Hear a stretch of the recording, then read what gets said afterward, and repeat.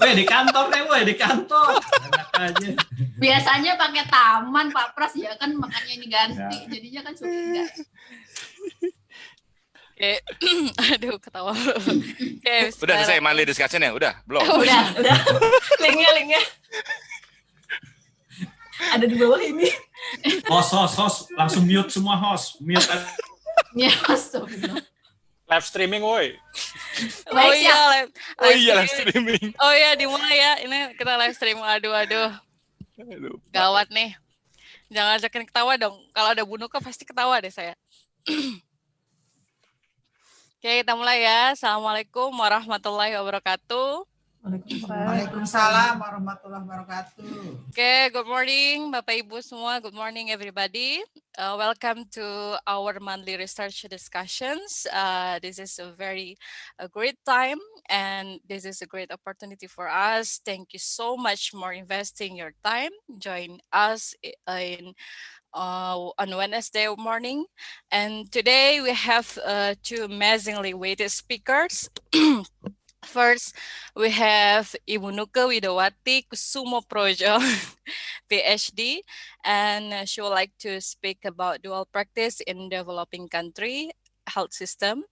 And as we know, Bu Nucke is graduated from joint degree European doctorate in economics Erasmus Mundus.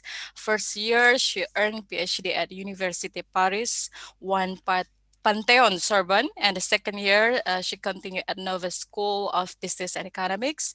And also, thank you very much for the second speaker. We have Dr.Eng, Arie, Wahyu, Wijayanto. I used to call him Mas Awe. So he would like to present compressing deep convolutional neural network toward a more robust deep learning, and he was graduated from Department of Computer Science School of Computing, Tokyo Institute of Technology, and he was fresh doctoral graduated on March 2020, so really fresh from the oven. And he was a member of Murata Laboratory, which specialized in research on artificial intelligence and web mining. So for you, for all participants who are curious about machine learning and state of the art of machine learning, let's feel free to ask our great speakers. And I would like to once again to say thank you very much, and thank you for all participants here to attend these discussions. And finally, we get this time to hold the discussions after several months we didn't hold the Monday discussion. So the scheme for this discussion, I would like to place first Bu Nucke to present the slides, and then Mas Awe is going to continue the materials, and after that I open a discussion session, and please feel free to ask anything about the material. Okay, let's restart, and time I place Bu Nucke to present. Thank you. Thank you very much, Siti, to welcome me in this monthly research discussion. Good morning, ladies and gentlemen. This is a very, very special moment. Today I can share what I did for my dissertation back in 2018-19 about this particular paper. So let's start with the share here.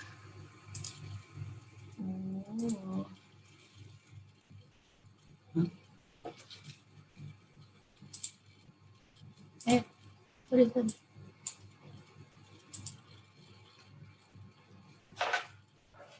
Is it clear? Okay. So first, I have to say apology that I put wrongly about the title of my slides. That will be the general theme for my dissertation, but for a particular topic today will be the dual practice physician in a developing country health system theoretical analysis. So this one is the theoretical framework about dual practice, and this topics has already presented in the research seminar in Lisbon and Berlin. This is two of the conference, that the latest one. Before actually, it's already appeared in 3 different conference, but I think this two is the latest one that already contain the perfect result. I mean the complete result. Sorry. So let's start with what is the dual practice. Maybe dual practice is a common things in many fields, not only in the health care system, or not only for a physician, but in this particular topics, I put my dual practice is in the physician perspective. So this dual practice is known as moonlighting.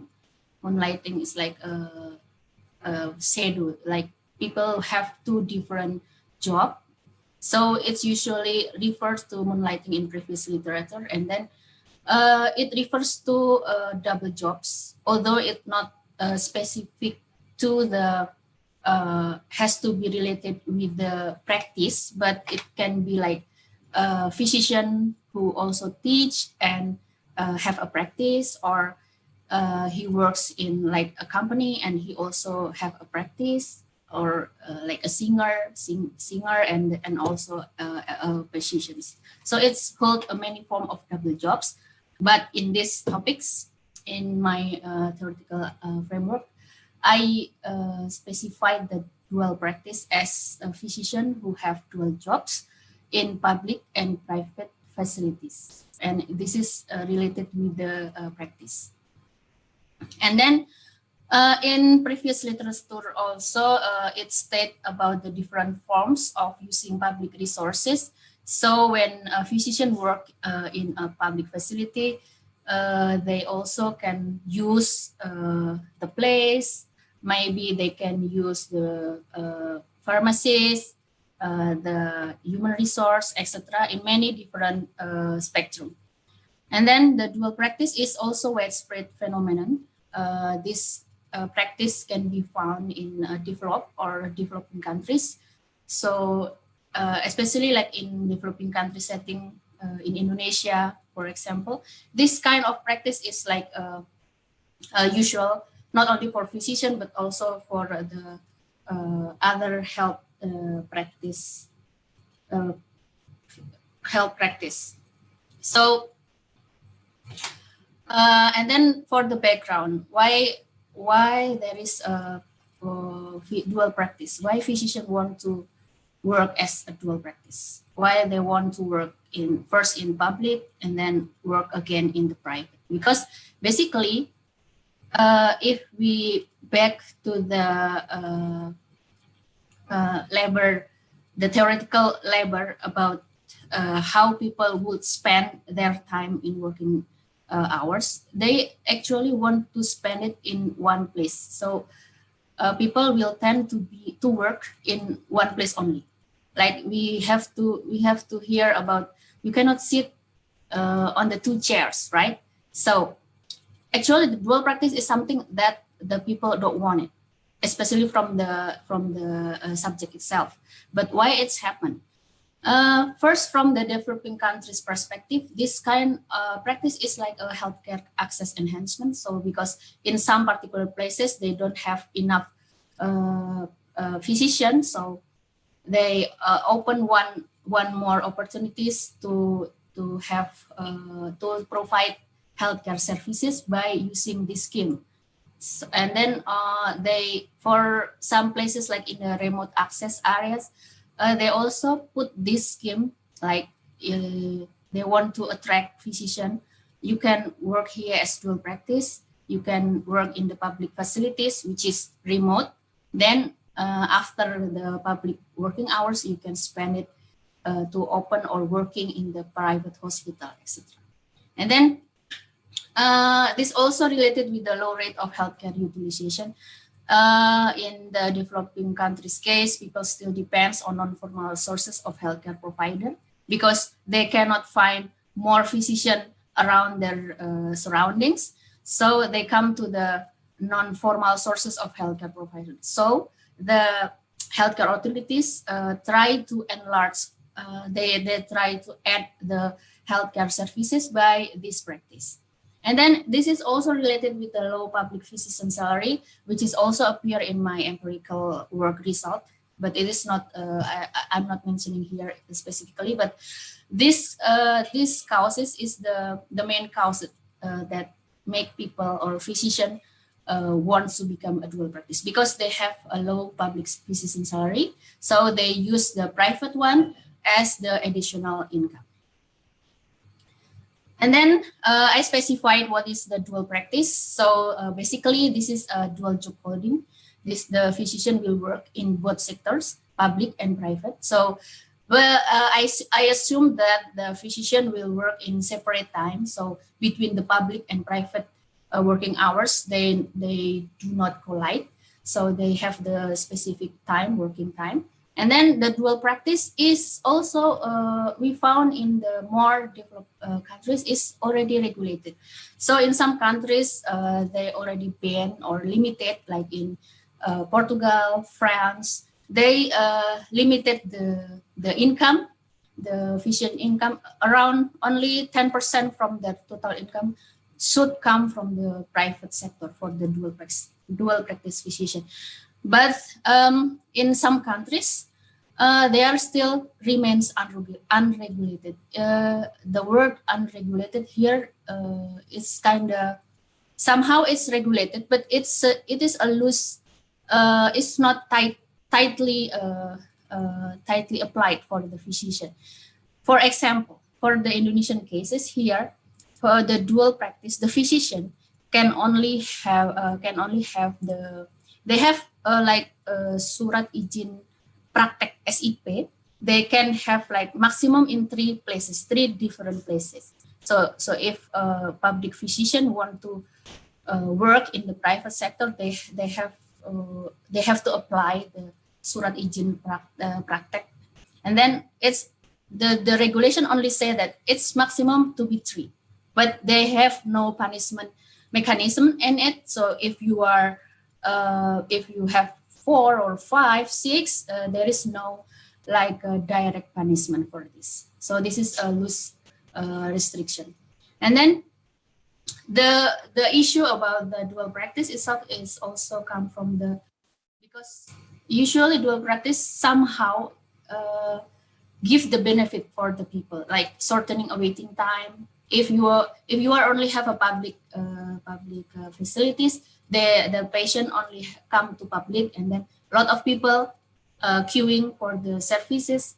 And then if you have a private practice, so this part of people could come to the private practice instead of public facilities.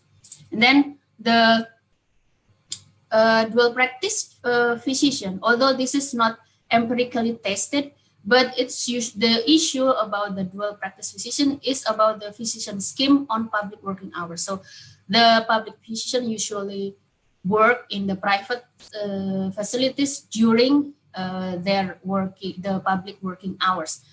And then the financial interest by diverting patient to private service. So they usually, it claimed that the physician usually attract their patient to their private practice instead of provide the same service in the public facilities.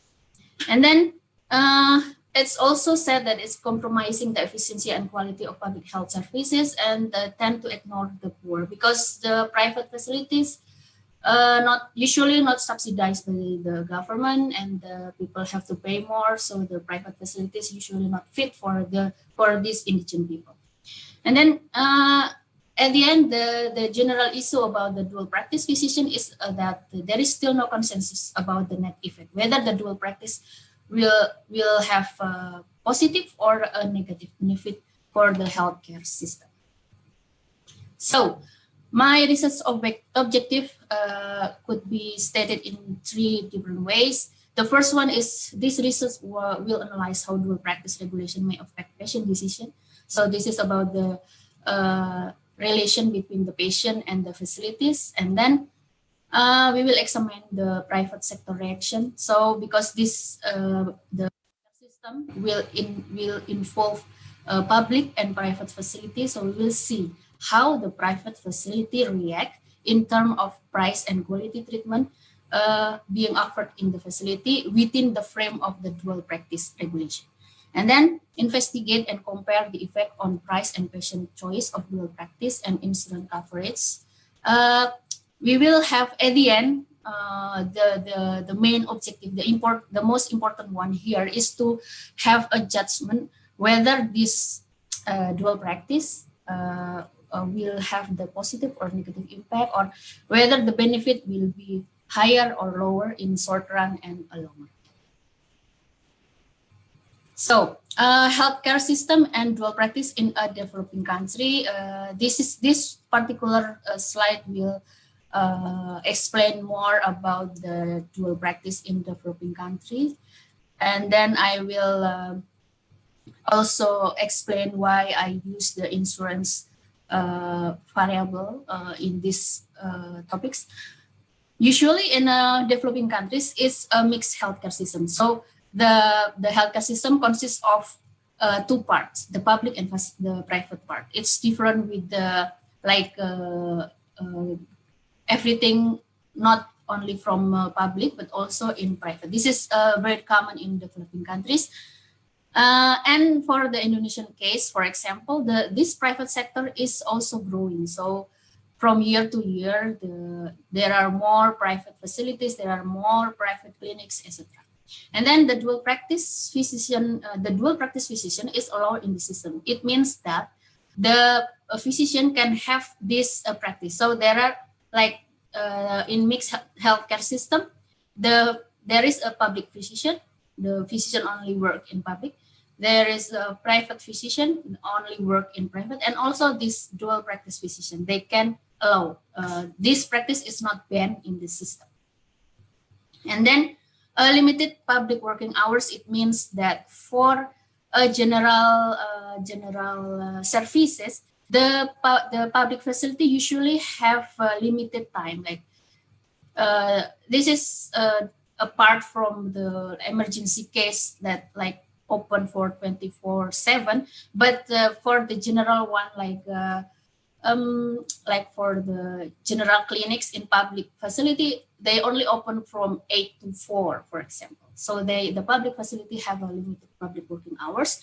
And then public physician working in private facilities after public working hours. So this is also the factor, the main characteristic that I will use also in the model, that the dual practice here is that the physician who works in the morning, they work as a public physician in the public facility, and then in the afternoon, they will work in the private facility.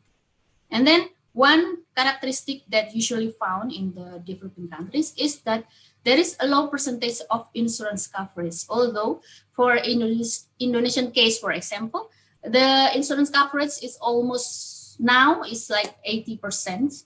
I read it in one of the papers, the students' papers about this. It's almost 80 something percent because of the BPJS.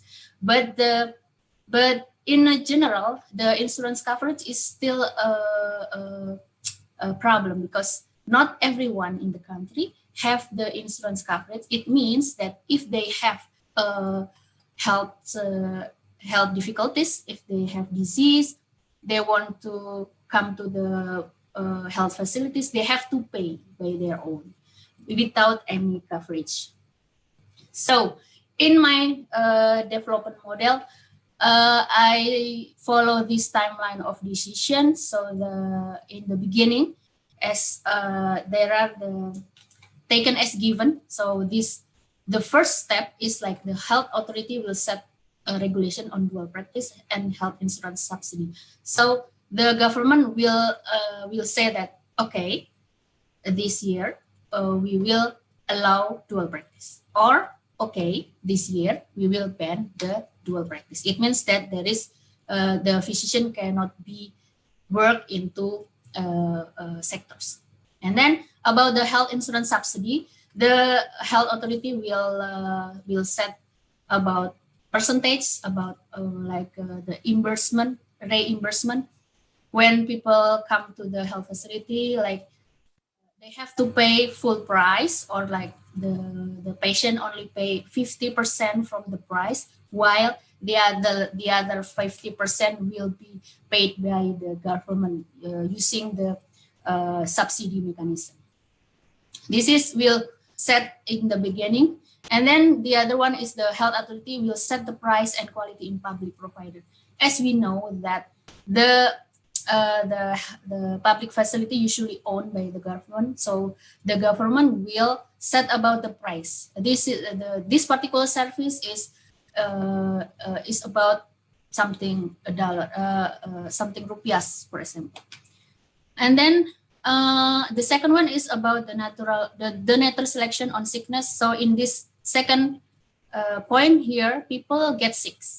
So when people get sick, they will decide whether they want to come to the facilities, which one, whether they want to come to the public facility or private facility.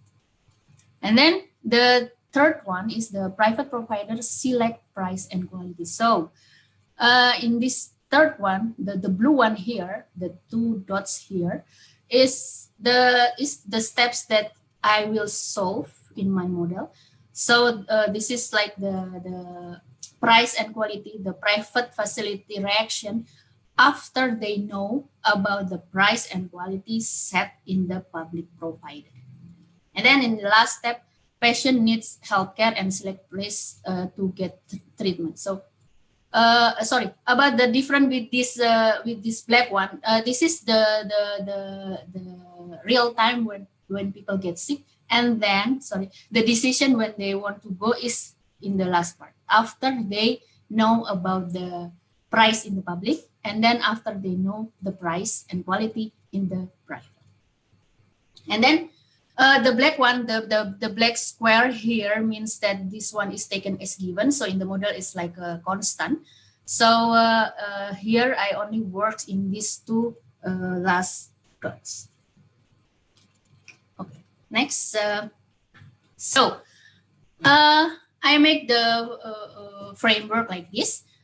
First, we have regulation on dual practice. Like in the first step, I will set the government, the regulator, health authority will set there is dual practice or there is no dual practice in the system, and then the patient choice based on time and facility. So come back with the fact that the public facility have the limited working hours. So usually public facility only open in the morning.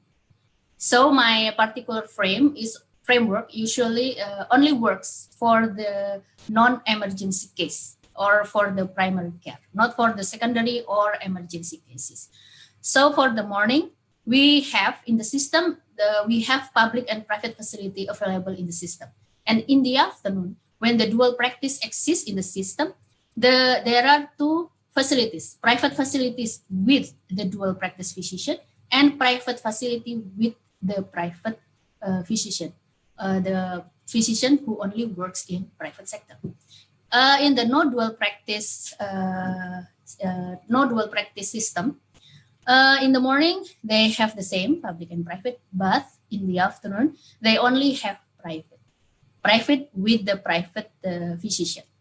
Okay, so my model will be like four combination of this regulation. Before we go to the model development, there are selected literature review. I will tell you in short about what are the most supported literature review that I use. I use the hoteling model, the spatial competition between 2 firms that selling similar products. So in my case, I will work like this is the spatial competition between the public and private facilities. So it follows the hoteling model. And then the latest one is from Brekke in 2006. This is the general case of competition between the facilities, public and private. And then the Kuchinke 2015 about the vertical and horizontal quality in providing healthcare treatment. This is about the quality choice. So in the first step, after I define what would be the scenario for my model here, I come up with these two utilities for patient. The first one is that in the morning is that there are two facilities, right? In the public and private. So in the hoteling model, the two facilities will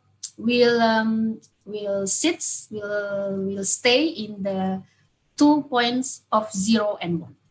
And then so the x here, the x and 1 minus x usually related with the distance, and also could be like the different price, different time, etc. But in the original form of hoteling model, it's represent the distance between the two firms. And then in the afternoon, we have also two facilities when the dual practice exists in the system, right?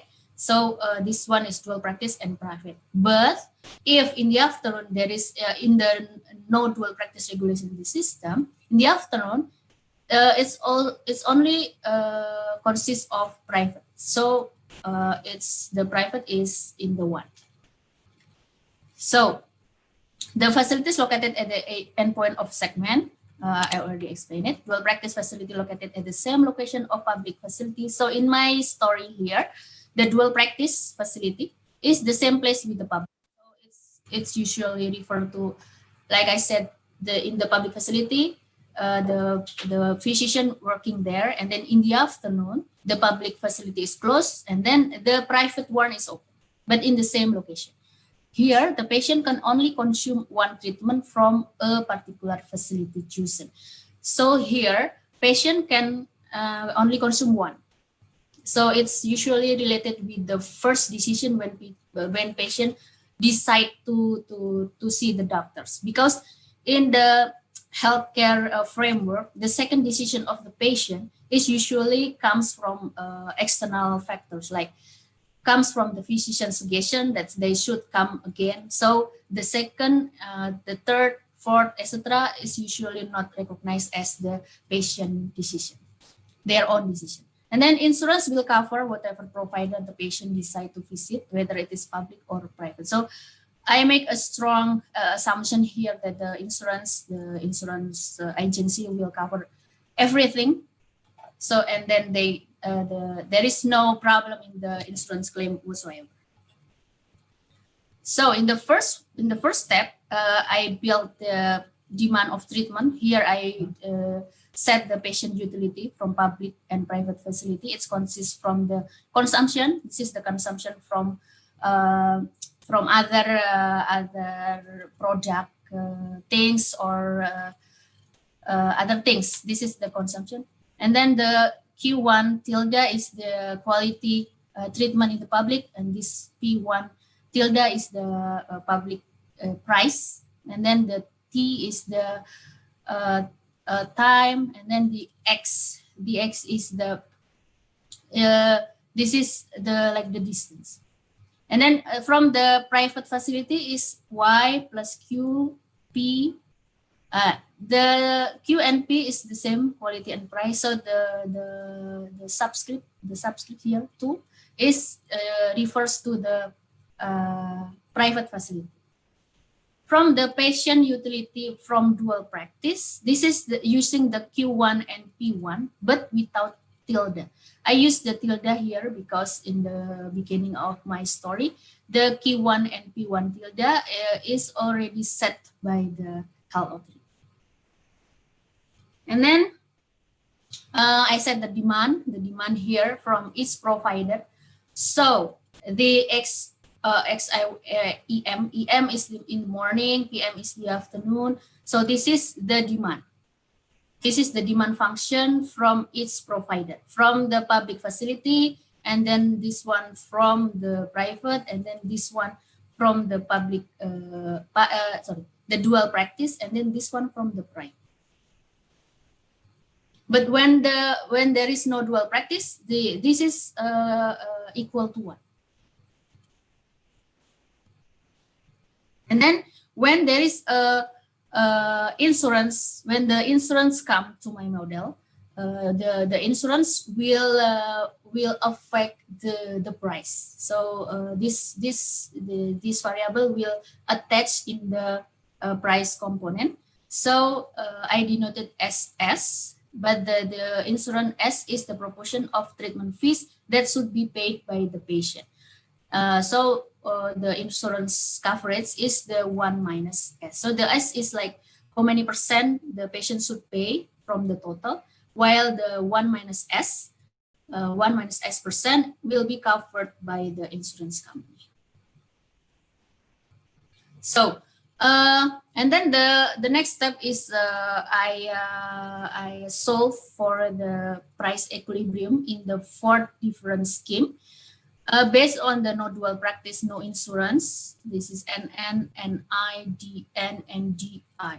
So in this 4 scheme, I set the price and the quality for private facilities. That would be the objective of the research. How to solve it is by using the comparative statics. Then here is like in this case, I only put the most important result from this one because we have a lot of things going on after this. So this one is the effect of price in public provider. So from this comparative static is say that the private facility, that the private price will follow the public price. So when the government set the price in public facilities higher, the price in private facilities also gets higher. For the insurance S, this is have a different sign, different direction with the price. So when we have, so it from this result it said that the insurance in the system makes the price gets higher. The price in the private facility gets higher. So this is the relationship between the price and insurance. I put here the percentage of treatment covered by insurance. This is the 1 minus S. Like people usually see this one, the 1 minus S from the patient perspective.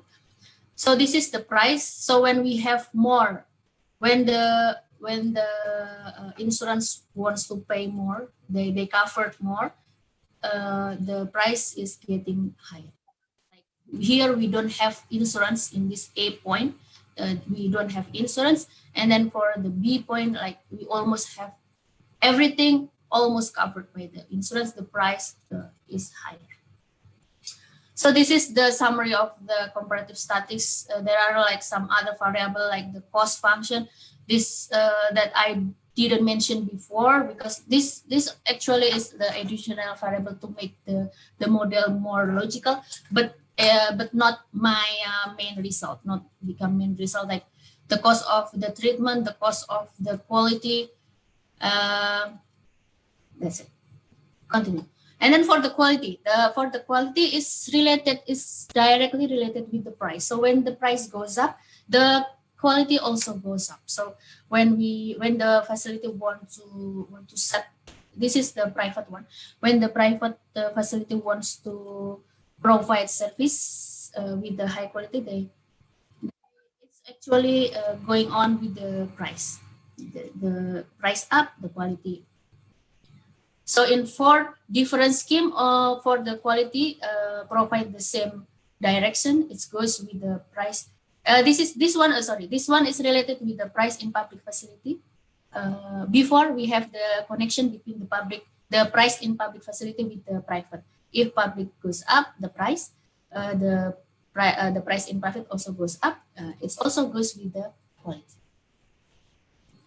So to answer the next objectives, which one or how can we measure whether we should have the dual practice in the system or not, or whether insurance is good combining with the dual practice in the system or not. I measure it by setting the welfare effect in the long run and in the short run. In the long run means that this is the making of the new equilibrium for price and quality, and then it usually refers to when we launch the regulation. This will measure the effect after the everything in the system already adapt. Like they will provide how much services, they will set the price by how much after in the long run. So this one, I measure the total welfare consists of several welfare of patient in the morning, in the afternoon, welfare in the private facility, in the public facility, and the profit of insurance company minus the government transfer. In the beginning of the story, I already mentioned that the government will make a subsidy, will subsidize the insurance. So it also appears in the welfare effect. When there is insurance in the system, the government will subsidize. So the one who pay the insurance actually is the government. So this one is like the welfare in the patient in the morning, welfare public facilities. This will sum. And then, but we have, so we will compare this summation in 4 different schemes. What are the difference?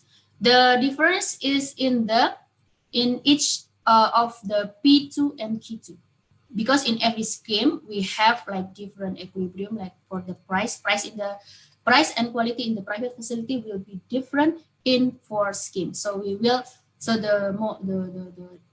the things that make different is the P1 and P2 and Q2.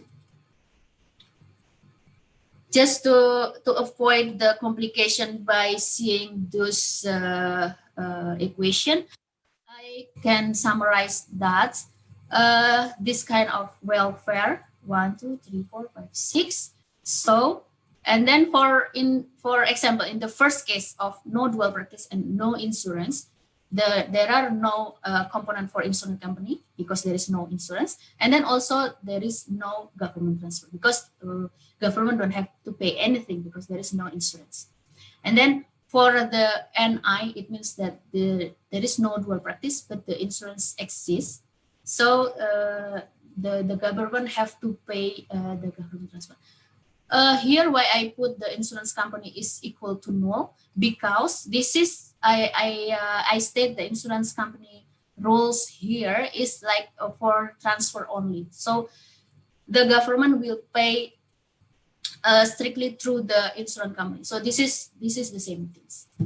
And then the different one is like for the DI here. Here we have the so this one is the basic one, the basic model for NN, and then for each scheme we will have different thing on the insurance company and government transfer. And then to see how because the focus here is only about how to decide whether we have the dual practice or the insurance or the combination of both. So to see how the dual practice here will make a difference in the system. I put the D. D is like the part of population who able to access dual practice physician. So it's to see how the dual practice make change in my total welfare equation. While the 1 minus D is part of population that is unable to access dual practice physician. So the next step is to calculate profit function in private facility. And then here in the second step is the most important thing, because I have to find the new equilibrium for price in private and dual practice, and then to calculate the total welfare with the new equilibrium price. So this one is the first step. I set the profit function, And then the second one is to solve the price and the price in the private and dual practice facility in their new equilibrium, and then to calculate the total welfare. So this equation means that the welfare from each agent, patient, the morning, afternoon, private, public facility, government, insurance companies, and then I put this P2 and P1 here. So for the results is that the dual practice effect might be positive or negative to total welfare depending on parameter values. So after I solve this total welfare equation, I come up with this result, and then I break the effect to see which factor that cause this positive or negative. Because usually we want to see the single result, right? Like positive or negative. That's like the basic things to judge whether we have or we don't have.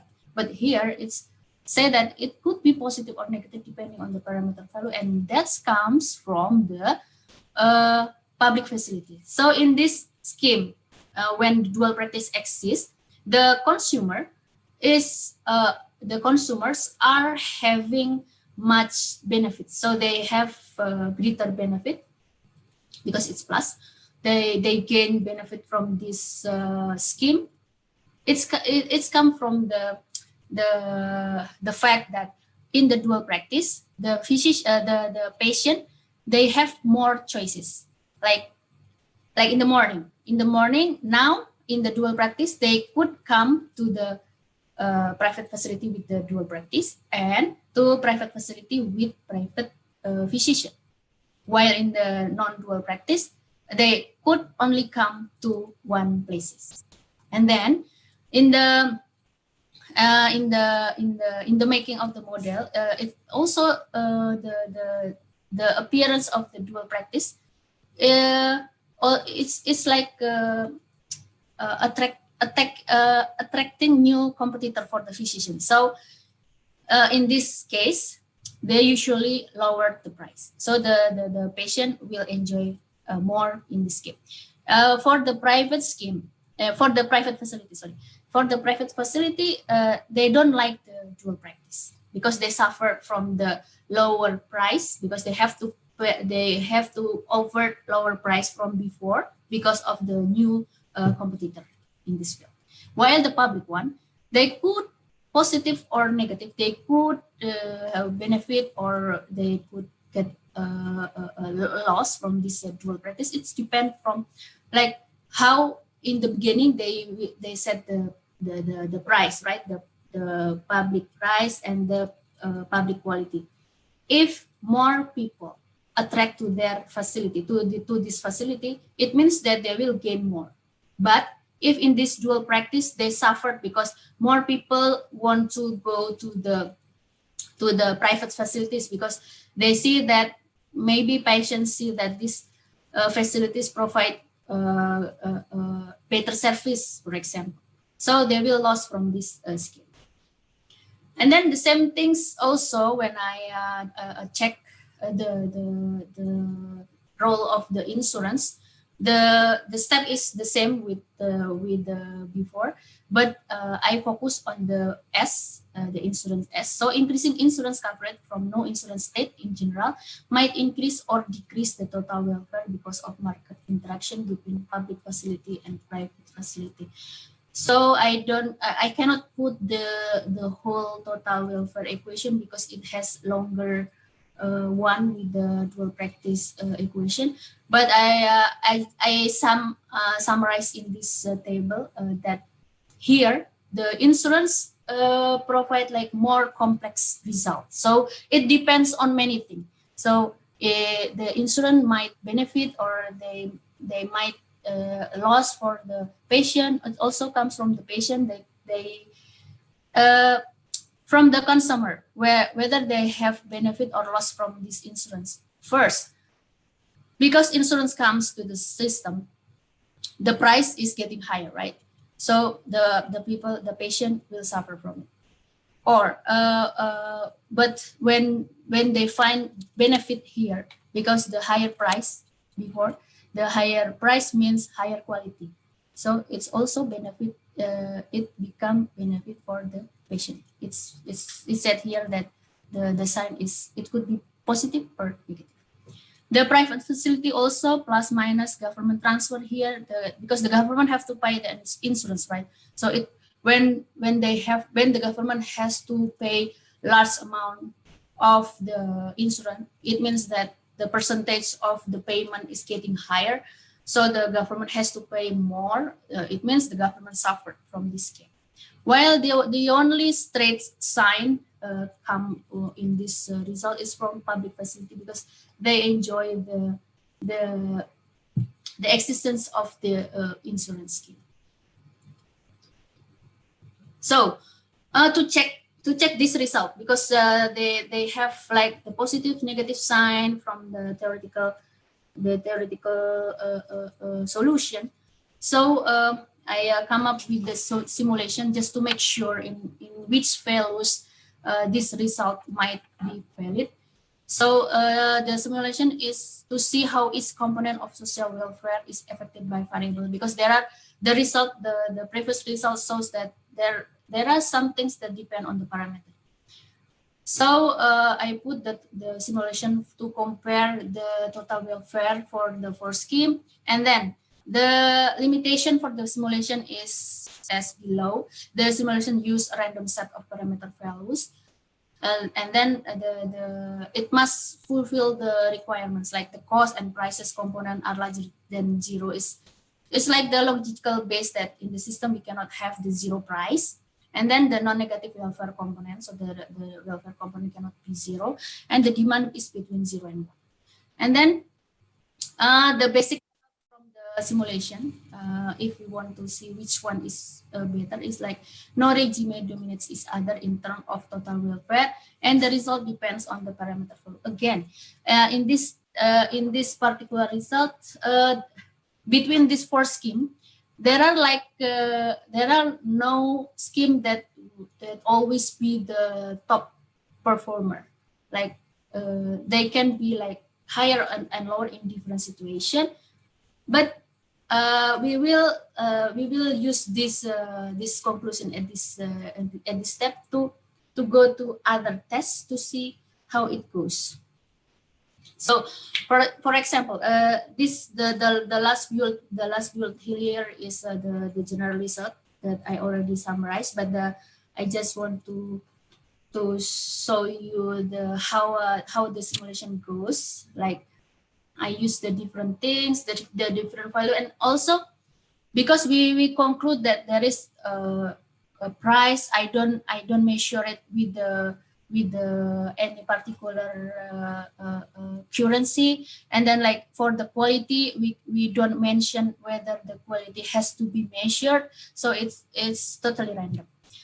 So these results show that the higher percentage of insurance cover the fee, so the more insurance in the system, the total welfare of no dual practice with insurance regime will be lower compared to the base of no dual practice or no insurance regime. So the blue one here is the basic case, the total welfare in the no dual practice, no insurance. The green one and the red one is the different is from the insurance coverage. So that the more insurance in the system, the total welfare is getting lower. The result come from my previous explanation that the loss from the patient dominates the result.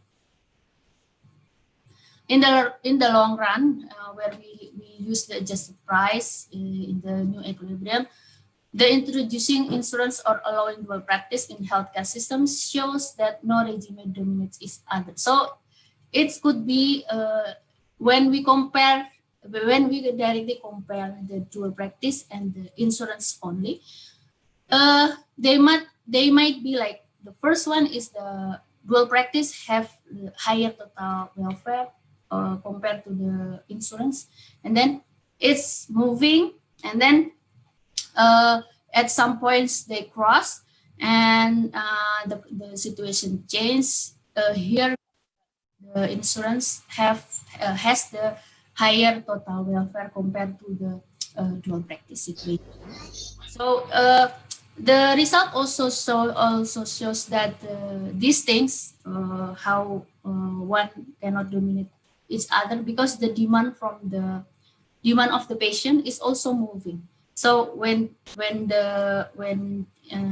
people come to the public facility more compared to the private facility, so the demand for the private facility is very low, and then the loss from this one is dominates each other, so it makes the total welfare is getting low. And then this is the comparison of 4 schemes in one picture. So, but in general, from the simulation results, it indicates that having dual practice, it provides higher welfare compared to having insurance coverage in the long run. So, in general, we can surely say that having dual practice is better than having the insurance only in the system. That's the story for the long run. And then how is the effect in the short run? So the difference between the long run and the short run is that in this short run, this will measure the welfare effect in immediate time after the dual practice and insurance were introduced into the system. So in this short run, everything, the price, the quality is not come into the new equilibrium. Here we only use the basic states, like I compare the price and quality using the price and quality as the base case. The base case is in the no dual practice and no insurance, the NN scheme. And then we measure only demand side adjustment to policy. So in the long run, we have the new equilibrium for price and quality, but in the short run, we don't calculate the new equilibrium because we only compare with the no dual practice and no insurance price and quality. And this one is will closely related with the empirical work on healthcare demand that will be appear in my other empirical study about the dual practice. Here, the step that I in the developing making of the model, we have the insurance effect, the NI star and the DN star, and then here we in the before we put the P2 and Q2 using the P2 and Q2 equilibrium, but here in the short run, the total welfare in the short run, we replace the P2 and Q2 using the P2 and Q2 in the NN scheme, the no dual practice and no insurance scheme. So to differentiate with the previous symbols, I will place the star here.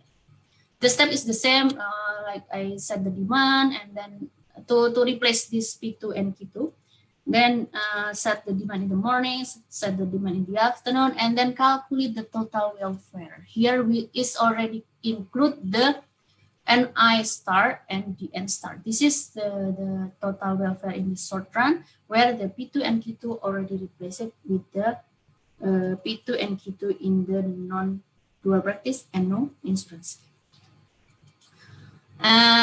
This is like the just to make the simpler to see what is the component of welfare. Here in the short run, we only focus in this 2 particular scheme, whether we have insurance or whether we have dual practice.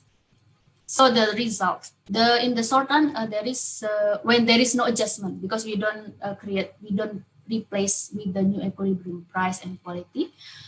So having higher percentage of insurance coverage makes the total welfare is lower compared to total welfare under the dual practice regime. So this follows with the long run result that somehow it might be better to healthcare system to only have the dual practice compared with the insurance impact.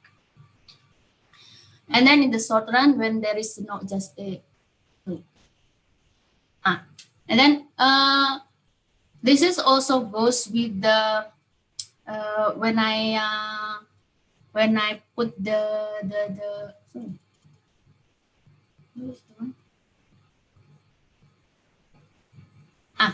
This one related with the different percentage of insurance coverage. So when we have more insurance in the system, like the more insurance company will reimburse the payment fee, is the total welfare somehow is getting lower.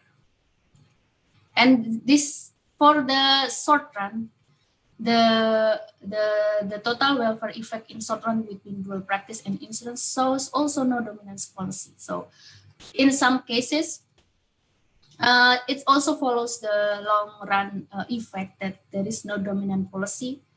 It also depends on many parameter values. When we have insurance, it might have higher total welfare, or after they are moving into different values, it might also have a lower one after they are crossing each other. And the difference of welfare effect between dual practice and insurance coverage in the long run is more significant than the difference between two policies in the short run. So this is because in the making I use the new equilibrium for the long run, and then the price and quality from the no dual practice, no insurance schemes. So the difference in the long run is greater between these two schemes, while in the short run is smaller. It also from when we are talking about the real fact here, that in the long run, when we measure the long run effect after many years of implementing the new regulation, new policy, it makes like the value is not suddenly changed, but it's like somehow closer into some points. But in this short run, it shows that before and after the implementation is somehow only different in a small amount. And then to see how it's exactly in the policy implication about the access here. The access of healthcare here is related with the insurance coverage. Before is I focus more on the dual practice, and here how about the insurance itself? So I put the beta as the proportion of insured people in the system. So before, the insurance variable comes to the how much percentage of the insurance company will reimburse the payment fee. But here I put the different symbol for the insurance. Here is the beta is the proportion of the population with the insurance, while 1 minus beta is the uninsured population. And then the step is the same: set profit and new equilibrium price. And then the result is that the total welfare might be lower along with the increasing percentage of population with insurance. Because here, when people have more insurance in the population, in my story, the one who will pay the insurance payment is the government. So the more government have to pay, the government will lose, and the total welfare will suffer from this loss. So the total welfare might be lower along with the increasing percentage population with. So this is the graph with again the beta is the percentage of insurance coverage here. The more and more. It's also related with the price. So when we have a lot of people with insurance in the system, the price will get higher. Maybe we should check with our Indonesian case now with the BPJS access in the system if we want to check in the empirical analysis. But from my theoretical results, so that the price in the private facility will go up. So I will skip this because it's only said that my theoretical framework will also apply in the empirical work using the Indonesian cases. So I made the two empirical cases The first one is about the healthcare demand, and the second one is on the supply side, the physician decision to be the healthcare, the dual practice physician. So to conclude, the dual practice existence in the system reduce the price in the private facility. So in term of the, it's related with the third point here. So while the insurance has the opposite effect, and then the quality sounds highly related. So somehow, when we want to have a high quality services, is has to be compensated with the price that we pay. The total welfare in dual practice might be higher or lower than insurance regime, but the main factor that differentiate the welfare level comes from the demand shift between facilities. So in my model, it shows that the things that makes the total welfare different in each schemes is that the demand shift, whether the patient shift their decision to come to the public or to the private facility. It's already shown up in the model when we talk about the patient utility, because each patient already measured their utility when they come to the public or the private facility. The system benefit the most when government is allowing dual practice. So having dual practice is somehow when the government decide to ban the dual practice. Maybe for the case in Indonesia, because maybe the government thinks that, well, dual practice is bad for public facilities because the physician scheme their public booking hours. But we have to, but based on this result, somehow the appearance, the dual practice in the system is good for the system. They lower the price, they offer people with more services, and then it's also supported with the mass empirical cases that the dual practice give a benefit for the physician, because it become the additional income for them. And in the contrast, the added insurance component in the system is lower the total welfare due to the price effect. This result is bold in every scheme that I already presented. That having insurance is make the price higher, although we cannot neglect that high price related with the high quality, but somehow in total welfare, it makes the total welfare lower than having dual practice. The limitation of this study of my theoretical framework, this only focus on the relationship between patient and healthcare facilities. Like in the beginning, in the timeline decision, I only have the 2 blue dots, and I'm not making any scheme whether the government pay, how the government pay the insurance. I don't mention it, because usually how the government pay the insurance is by the tax scheme. I'm not included, and in my model here I already assume that everybody in the model, everybody in the system, every patient in the system will get the treatment. While in the reality, some people cannot access the healthcare facility when they need it. But actually, I already include that the limitation in my previous model. But the result is somehow similar to this. In the previous model, I already include that some people cannot access the health facility because of financial hardship, and the result is also somehow is the same like this, but this one is simpler to understand. And the regulation on dual practice and insurance coverage is determined in the beginning of the step. The same goes with public price and quality. So I neglect the fact that maybe in the different scheme, the government will set the different price and different quality for each scheme. In my model, I already put that in every scheme, they have the same price and quality in the public. And then the insurance scheme as taken as given. There are actually many insurance scheme in the actual world, but I only put like one kind of scheme that using the government subsidy.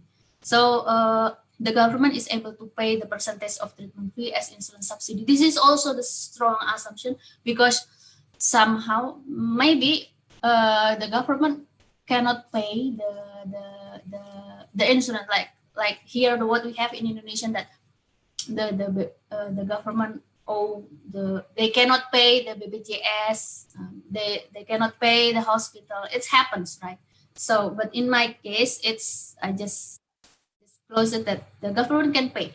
Government has the money, has everything. So, thank you very much. Muito obrigada. Come back to you, Siti. Okay, thank you very much, Bu Nucke. This is interesting for the full material about dual practice physicians in our healthcare system. And we go to the second presentations, and I would like to please Mr. Awe, where are you? Mas Arie, where are you? Hello? Mas Arie? Nuke kelamaan Nuke jadi Wait a minute. Oke. Saya banci mic, kalau lihat mic nggak bisa berhenti. Oh iya. Enggak, tadi ke toilet dulu, sorry. Oke. So Maaf are you Mas Awe, waktumu keserobot. Enggak, Mbak. Sorry. EW lah, masa AW sih? EW. Aduh. Pak, itu branding, Pak. Okay, are you ready? Yes, ready? Right. Okay, I'm ready. So time is yours.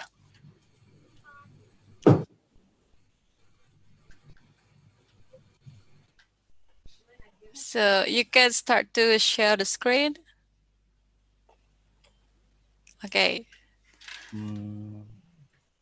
Yes. Okay, good. Okay, can you see my slide? Yes, good. All right, okay. Thank you very much, everyone. Good morning. My name is Arie or Awe, whichever the name that you are familiar with. I'm okay with that. So today I will be presenting my previous work, actually. So about the deep learning compression. So actually, this is not the part of my PhD dissertation because I think like if I present my PhD dissertation, it will be quite long. So this is the part of the project that I have been involved. This is the national funded project in Japan that I've been involved, and we got so many funding from this project. And it is about the deep learning compression, and it's not exactly quite different with my own research, but this is also related. So I think this is the good topic that I will introduce to all of you. And today my talk will be about the compressing deep convolutional neural networks towards a more robust deep learning. So this talk, actually I've been presented this one on March 1st or last year in IEEE Big Computing in Kyoto, Japan, under the title Towards Robust Compressed Convolutional Neural Networks. This paper, you can find it in here, in the paper URL, and that I give you here in IEEE Explore. And this one is co-authored by, the main author was me, of course, and my two colleagues, and this is my professor, Tsuyoshi Murata. So what is deep learning actually? Deep learning is a machine learning techniques that extract patterns or information from data using neural networks. As you know that the artificial intelligence has so many branches, one of them is machine learning. And inside of the machine learning, we have the deep learning, but actually I am the one that believe that machine learning is just a fancy name of statistics. So machine learning is nothing at all but statistics. So we can say that deep learning is nothing at all but statistics. So what we do with the deep learnings, For example, we are given the task for image recognition. We are given the input of this kind of images.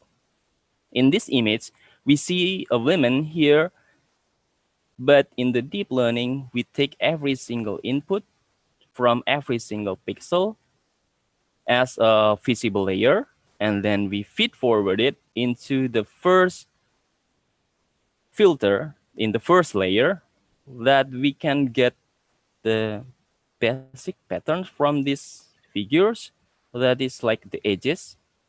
And then we feed forward it again into second layer to get the more complicated patterns, such as corner and contour. And we feed forward it again to the third layer, which is more complicated. And we got some object parts from the images, such as the ears or the eyes or the heads. And finally, we got the output to classify whether this kind of images is car or person or animal. For sure, this one is an image of a person. So if our model gives the wrong answer, such as detect that this is not the image of person, but this is the image of car, then we should train our model again. So in image recognition, there is a public dataset that is quite popular that's called ImageNet. Consists of 14 million images, have more than 22,000 categories, such as from animals, bird, fish, mammal, and so on. And we will use this public dataset that everybody can use this public dataset to test whether their machine learning model can detect the images correctly or not. In ImageNet large-scale visual recognition challenge, we are given the 14 million images, and then we use the 90% of the first images as a training set. So we train our machine learning models on 90%, and then we try to test whether our models can detect the remaining 10% of the images correctly or not. So for example, we are given 1.4 million images, and one of the images consists of this kind of image. In this image, we can see that there is a scale there is a t-shirt, there is a steel drum, drumstick, mud turtle, and so on. So if our models predict it correctly, then we should get this kind of output, right? But if our model to some extent have some error or loss, then, for example, we got another label, such as we detect that there's a giant panda in this image, then this is the wrong answer. And our models should be retrained again to find the correct output, for sure. So actually, there are many kind of application of deep learning that are applicable in daily activities, such as not only in image recognition, but also in like video recognition and language processing, for sure. And I believe that the deep learning has way more potential to be applied in a statistical survey and statistical census, like in BPS. How we count the number of person in the area, or how we count the number of cattle, like cow and so on in the farm, that we can help the statistic of cattle or a farm. And also, like in video recognition, we are given the video from maybe from somewhere else, and then we can find what kind of activities that the person doing in that kind of video.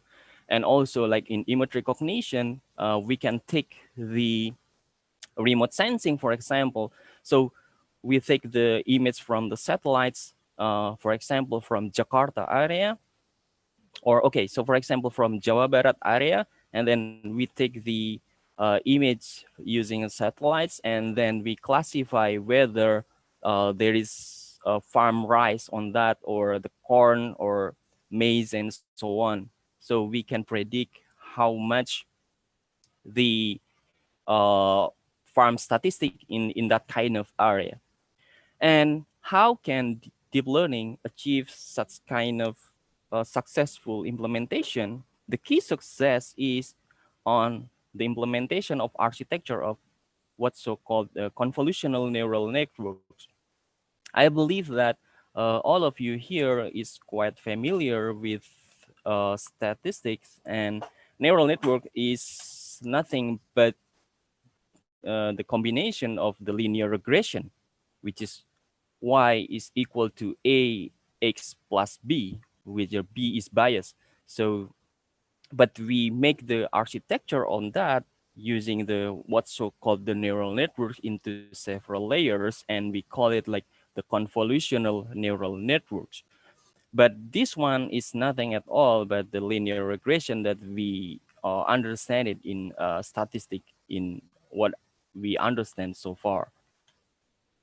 But there's a drawbacks of the CNN that to understand the complex patterns of the images, for example, or to find the pattern or information from images, for example, and to give the accuracy quite high, most of the CNN architecture right now are computationally expensive because it requires the GPU, and usually the model itself is relatively large in size. So for example, in 2012, there is a deep learning architecture that's called AlexNet that only came up with 8 layers, but in 2015, it increased 16 times larger, which is 152 layers. And in in speech recognition, Baidu in 2014 using the deep speech, it's only require 80 gigaflop, but in 1 year after that, the deep speech 2 require 10 times gigaflops. It means that the deep learning is quite good, but it is hard and also it is quite large in size. Some notable CNN or deep learning architecture that is AlexNet is 240 megabytes, or VGG16 is almost a half a gigabytes, and Inception V3 is 100 megabytes. So this kind of file size is still quite big for small and embedded devices. And also to retraining it, it's quite hard for energy efficient countries such as in Indonesia, where the size of storage is quite expensive, and also like the operational cost is quite expensive. So this is very challenging for us how to deploy the deep learning or convolutional neural network in the large size, how to get it in the small size of file, and also more energy efficient. So the motivation of this work is, can we achieve the same accuracy with the smaller model? So for example, like with the bigger model, we can get a 95% accuracy, but with the smaller model, with the smaller size, can we get the same accuracy? There are some popular approaches that have been proposed for sure, at least 3 types of approaches.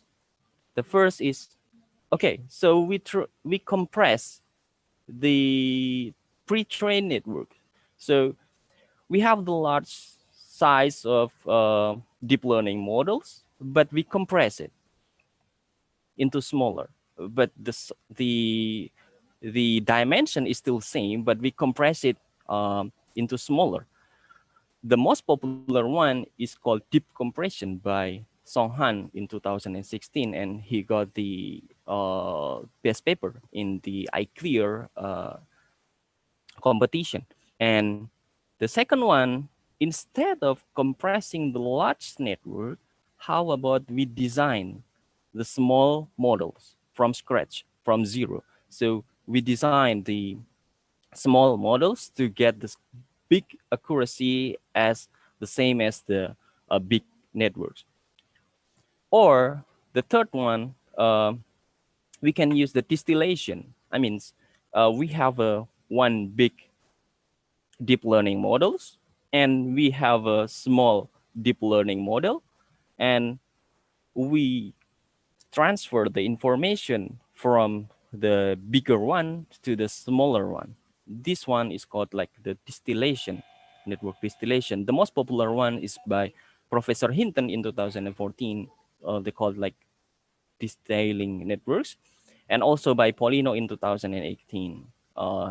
He used the distillation and quantization.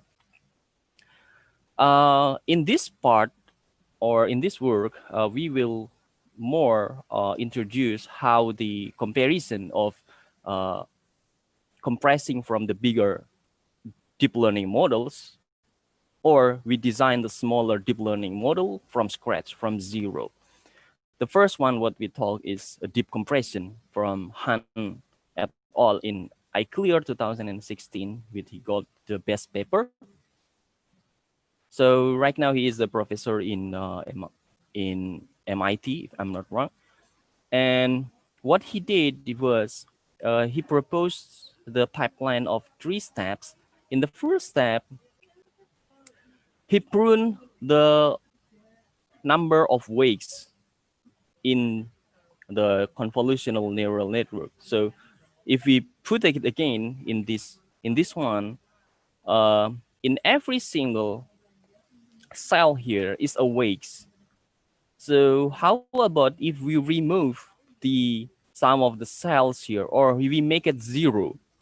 So the dimension should be the same, but the size of this matrix should be smaller.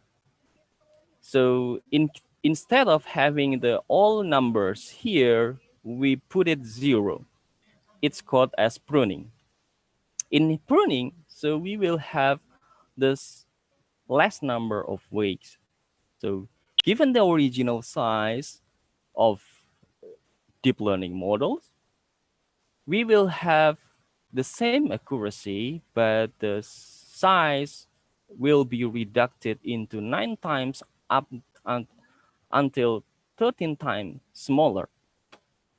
What we did here is we train our model using, we input the image, and then if it predicted wrongly, then the difference between the correct answer and the wrong answer should be called as loss. And this loss should be backpropagate to all of the weights there. So after we train, we prune again. Pruning here means removing the weights, or removing the element or cells in the matrix. And so we will get the sparse matrix here. Instead of the dense matrix, we will have the sparse matrix. And then we retrain again so that we can maintain the same accuracy, but a smaller size of the model, up to 9 times to 13 times. The second pipeline is it's called as quantization, when we want to get the less bits per weight.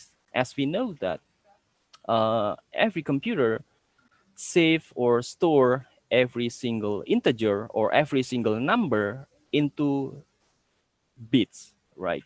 So 1 byte equal to 8 bits. So one numbers, let's say number 2, will be saved into 138 bits, for example. So here, instead of having the different weights, we make it a cluster. So we cluster the weights and we generate the code book, and then we quantize, or we cluster the weights with that code book. And then we retrain the code book. I will introduce it later to more details. But in quantization, with less bits per weight, we will have the same accuracy, but we will have another more file size reduction until 31 times smaller. And the last part is called as Huffman encoding. I think that some of you already familiar with the file type of JPEG or so on. Like if you have a picture, usually you have the file extension for that, right? Your file extension usually like PNG, right, or JPEG or BMP or something like that. In here, what I call is, if you have the original image taken from your DSLR camera, it will be quite big in size, right? So what happens if you compress the same picture into smaller size, right? So you will have a similar picture, but not so detailed. So the resolution is not so good, but it's smaller in size, right? So this is the same idea that we can apply. That is called like Huffman encoding here. So we encode the weights and we encode the index. This is what usually happens when we compress the image. So in here, the final output will be, we have the same accuracy, but the file size will be reduced into up to 49 times. So the total compression from the deep compression will be approximately 35 times to 49 times smaller. But this one is quite good, right? But this has a drawback. The first one is very long training time, because to maintain the same accuracy but having the smaller size until 49 times, we require 4.8 million iteration, which is several weeks, which quite good GPU. So several weeks is quite long. And also, it's required the dedicated hardware to inferencing speed up. So for example, like if you compress the model using, for example, using the zip or RAR, you require special software to open it, right? Like WinZip or WinRAR or something else. This is similar to the deep compression by Songhan here. So it's also required the dedicated hardware for inferencing speed up. So the compression format was different. So we have two drawback here. We need the long training time, and also we require the dedicated hardware, which maybe we don't have it in Indonesia, right? So how should we handle this one? Okay, the second challenge is what we call as adversarial attack, that found by Professor Goodfellow in 2015, that deep learning is easily fooled by adversarial images. Okay, I will show you the example that this image of panda, our deep learning model will consider this image as panda with 58% confidence. But if we put the random noise here, so for example, this is just from the Gaussian, from the normal distribution. Using the Gaussian distribution, we generate the random noise here, and we got the new images, which is visually similar, but our deep learning model will fail to classify this image, and the deep learning model will say that this image is not panda anymore, but it's given with 99% confidence.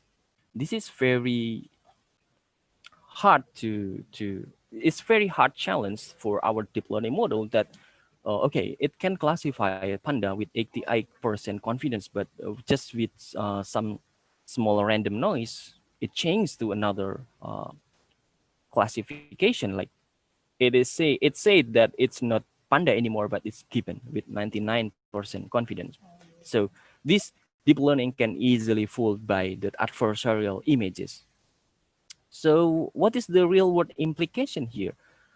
An attacker can mislead, so for example, the self-driving car by creating the adversarial road sign, or so in self-driving car, there is a sign in the road that say you should turn left, but he put some random noise there, in the sign, and then your self-driving car will say that it should be turn left or turn right, for example. Or if there is a picture of, for example, President Jokowi, and we generate the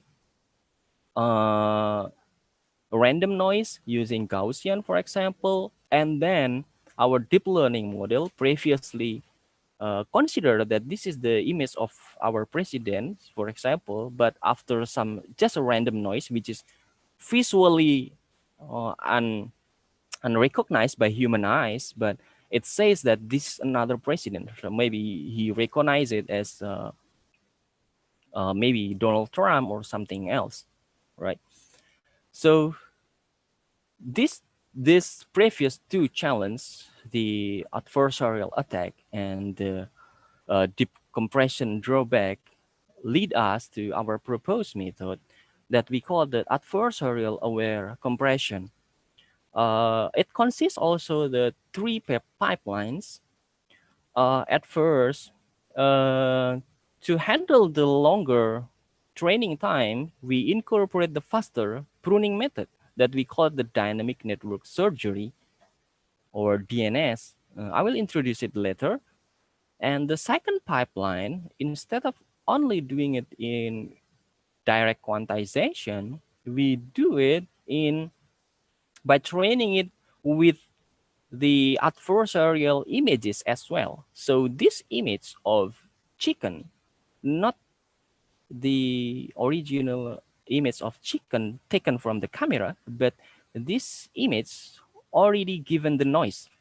So we train our model to distinguish not only the clean images, but also the image which has noise. So that we hope that our model can distinguish that the image which have the noise, it can also classify it correctly. So in here, after that, instead of using the Huffman encoding in the third pipeline, we use the deflate encoding.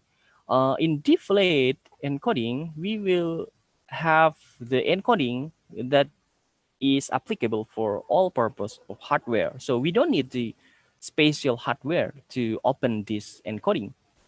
So for maybe we can use this one as well in everywhere. Let's say for in Indonesia, we don't need the spatial hardware to run this one. We can use it like just the normal computer to run this compression. So the advantage of our proposed method is the first, we can have the faster retraining of our deep learning model. And also the second one, for sure, we will have the smaller CNN deep learning model. And also we get more robust to adversarial attack. So we will quite a bit more confident to our model than to the standard model. The first pipeline that we use in our proposed method is called the dynamic network surgery. We incorporate these techniques from Guo in 2016.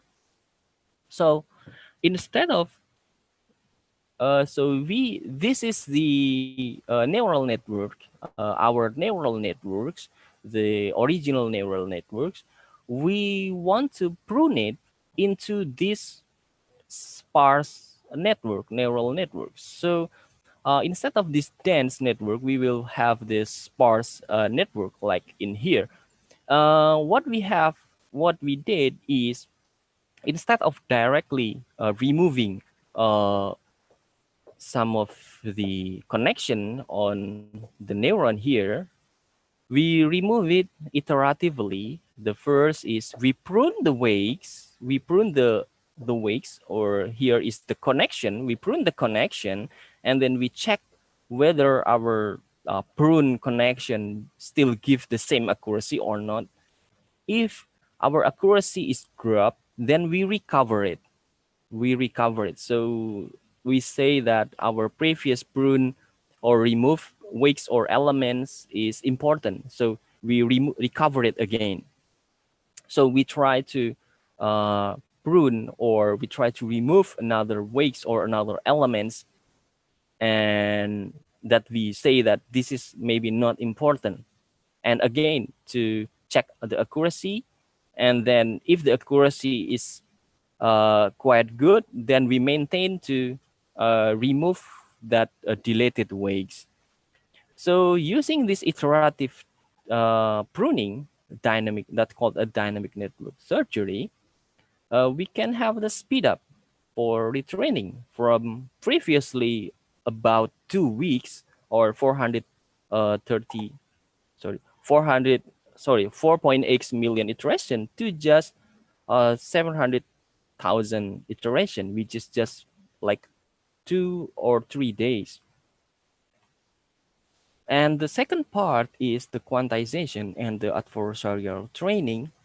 In quantization, we are inspired by the work from Cho in 2017, which is called the incremental network quantization. In here, we have a pre-trained neural networks, which every weights has a different number of weights, which is in integer, like 1, 2, 3, or in the real number, but we will have it in the smaller bit. So for example, in 2-bit or 3 bits and so on. So we put it into, instead of our weights, instead of from 1.234, for example, we will put it, or we will store it as only 1. So our elements or our weights will be only 1 and 0 and 1 and 0 and so on. So we will have the low precision neural networks here. But how we do it is by incrementally quantize its element here. So the red part, we quantize it into the low precision, into like 2 bits or 3 bits. But the blue part, we will keep it for retraining. So the original one is still have the longer precision, which is maybe 128 bits, but the red one will have only 3 bits in the powers of 2. So at first, we divide all of the element into a half. A half will be quantized and a half will keep. And after that, we retrain it. And then after that, we have a quarter to be quantized, with 3/4 will be kept for retraining and so on. And after that, we have the fully quantized low precision neural network. In here, we will have we force the weight to be shared, to be clustered, for example, and the weights are quantized incrementally, and the weights are quantized in just 3 bits instead of 138 bits. And during this process, in the retraining, we use not only the clean image, but also the image having the noise. And the last part is deflate encoding. So the output of this quantization, we will have all of the weights in 3 bits in the powers of 2, like 2.-1 and 2 powers -2 and so on.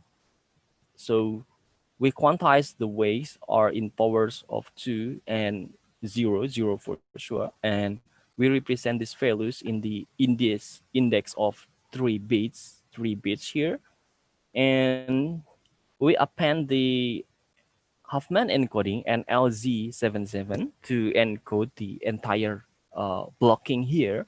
So the result is the higher compression rates, because from the quantized weight here, we will cluster it into 3 clusters. The first cluster have the value of 2 powers -1, and the second cluster will have the value -2 powers -2, and the third cluster will have the value of 0. So using this code book, we just save the number of cluster of the original wake. So instead of having different ways, we just have the number of cluster rate in this deflate encoding. So in experimental setup, we compare our proposed model, our proposed compressing deep learning model with the original architecture, that is the AlexNet and Inception V3. This is the original architecture, which is quite big in size, 100 megabytes and 240 megabytes. And the parameters is 61 million, and in Inception is 25 millions. And we compare it with compact architecture, which is the designing smaller deep learning model from scratch, from zero, which is called Mobile Nets by Google, and SqueezeNet. I forgot SqueezeNet, maybe for Microsoft, if I'm not wrong. And this compact architecture only having 1.2 parameters in million, and MobileNet only having 4 million parameters, which is very small compared to the original architecture, which is quite big. And the second type of architecture that we use for comparison is the deep compression and INQ. These two architecture have the similar architecture with us, that instead of designing the smaller deep learning model from zero, it just compressed the bigger size of deep learning architecture. So the dimension is still same, but the size in file size is smaller. And we also compared it with integer 8, the low precision of the Inception V3. So it is encode all of the original weights in the neural networks in the Inception into the integer 8 that we compared with us. We use the 3 bits. They use the 8 bits here. So this is the hardware configuration that we use. We use the NVIDIA GTX 1080 Ti, the dual GPU, and we use the tools Cafe and TensorFlow from Google and CleverHance to generate the noise, to generate the adversarial images, and to simulate the adversarial attack on our model. And we use the public dataset, the ImageNet that I mentioned it previously. So how to evaluate our model, that we believe that our model is robust or not towards the adversarial attack? The first one, we use the FGSM, or fast gradient sign methods, by Professor Goodfellow in 2015. So actually, how to generate the noise here, instead of just naively creating the random noise by random. So here is the image adversarial. So the clean images is the X here, the clean images, and we put the epsilon as a noise. And we want to maximize this equation, so to generate the new images, or X adversarial. And the second one, we use the stronger attack that called BIM, basic iterative method, by Kurakin in 2016. So it's actually the iterative of FGSM. So it's way stronger than FGSM. Instead of only doing it one iteration, it performed the iterative iteration of the FGSM to attack the images. And this is the result of our proposed model compared to other model. So given any random images, we try to get how good is our model when predicting the top one of the image and the top 5 of the image. So for example, like given the previous images, so given this image, so this is the top 5, that should be mentioned from this image, and this the scale is the top 1, the highest ranking of the level of this image. So in this result, we know that our proposed model is more robust than other similar AlexNet-based model. This Inception and mobile nets and SqueezeNet have a different architecture, but from the similar AlexNet-based model, like the original AlexNet model, we got more robust on clean images. So in the clean images, in the top 1, we can predict it correctly 58% accurate. But in the top 5, we got 81% accurate compared to the original AlexNet, which is the bigger one, the original bigger one. It is only 80% accurate in the top 5, and compared with other compression, like deep compression by Songhan previously that I mentioned, and the INQ, we are more robust than them in clean images. But if we see here, all of model are vulnerable to the random noise by, for example, here, if the random noise is generated by FGSM method, the original AlexNet deep learning model, from 80%, 80% accurate, it fell into just 50% accurate using the FGSM.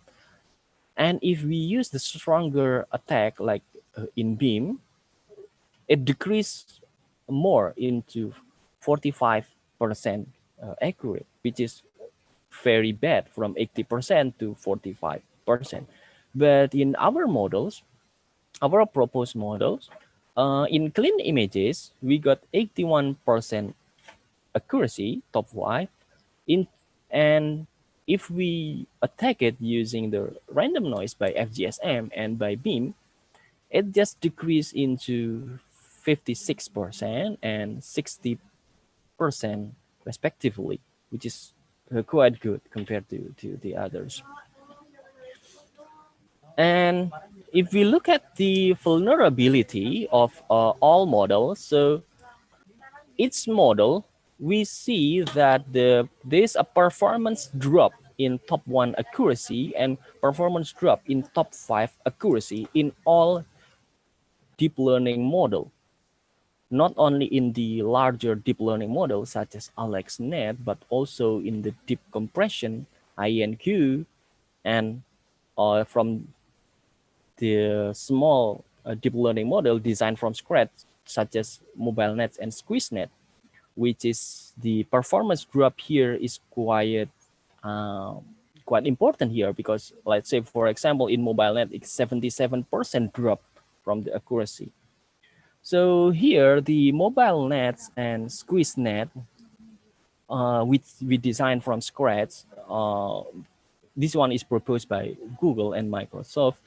The compact models such as SqueezeNet and mobile nets exhibit the higher deviation of accuracy. So it means that it's less robust to white box attacks. What is white box attacks? White box attacks is if we generate the noise using the same architecture. So we generate the noise using mobile nets and we use it to attack the mobile nets. Then we will have the 77% drop in accuracy, which is very vulnerable. So here, it gives us the insight that it is better to design the compression instead of designing from scratch. So instead of designing the small deep learning model from zero, from scratch, like SqueezeNet and MobileNet, we should compress the larger deep learning model, but that by compressing it and still maintain the dimension to have this smaller vulnerability, so to have it more robust. And the second result is about the compression. As I mentioned previously, that our model are more robust compared to other compression model.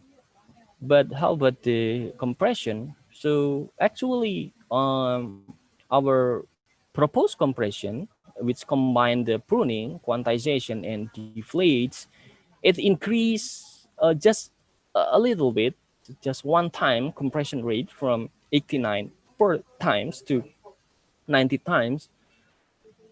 But the error is decreasing. So it means that our model more accurate, and the file size is smaller. So the original file size this one it should be 240, and using our compression we will got 2 megabytes. So from 200 megabytes we get 2 megabytes. So next, about the energy consumption, compared to other methods such as the deep compression and INQ, most likely the average time is quite similar, but the average power and energy is slightly decreased. So we get the slightly increasing of energy efficiency in our proposed model here. So why is our model are more robust and smaller? The difference is, compared to other compression method that they only use the clean image, we use the image that have the noise to train our model to classify that the image having noise should be considered as the images as well. So the adversarial training should act as regularizer, like in GAN or generative adversarial networks. That's the first. So we got the model that is more robust here, because we also train our model to classify the image which have the noise in that. And it's also smaller because the second quantization that we use, we combine not only the incremental quantization, but also using the deflate, which is different from the previous one. So this combination of the adversarial training and quantization allows us to have the less perturbation in the gradient during the training. And the quantized weights are less likely to perturbate it, it resulting us in the higher resiliency. So the conclusion is, our contribution in this work, we propose an adversarial aware compression framework, which gives the accuracy increase and the higher compression rate. And we also give the insight on the robustness of compressed and compact CNN models. So how about the future of the deep learning? So in the future, we give the suggestion that instead of designing the small deep learning model from scratch, that's called a compact, we should start from compressing the larger deep learning model, the existing larger deep learning model. And the compact model trained from scratch, such as SqueezeNet and MobileNet, are more vulnerable compared to compressed version of the full-size pre-trained models. And the smaller model are unnecessarily more vulnerable. Sometimes if we design it correctly, the smaller model maybe can be a bit more robust than the original one if we use the adversarial training on that. So thank you so much. This is the end of my talk, I think. If you have any question, I will be happy to answer it. Thank you. Okay, thank you very much, Mas Awe, for this. I think this very. I mean, like, oh wow, it's an amazing topic. Kepanjangan, sorry. Research. No, no, no, no, no. This is I think this is advanced research topic. How we can model, how we can use smaller model, but getting the same accuracy or maybe higher accuracy. Okay.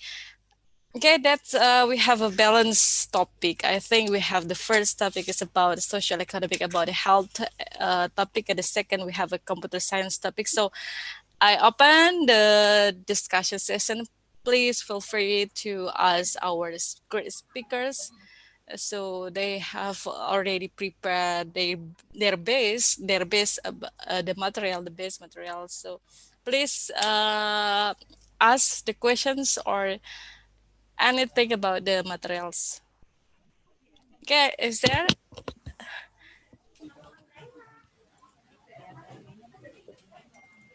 Okay, maybe we can. I have to appoint someone to ask.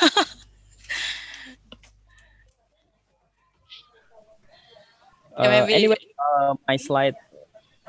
Okay, I will upload my slide here. Okay. Oh yes, Leah raise hand. So please, Leah. Okay.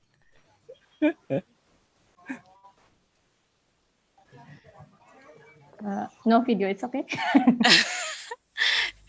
So I just I'm worrying about there is no video. Is still I mean another participant still on the track or still? Okay. Yeah. So I want to ask to Mas Awe.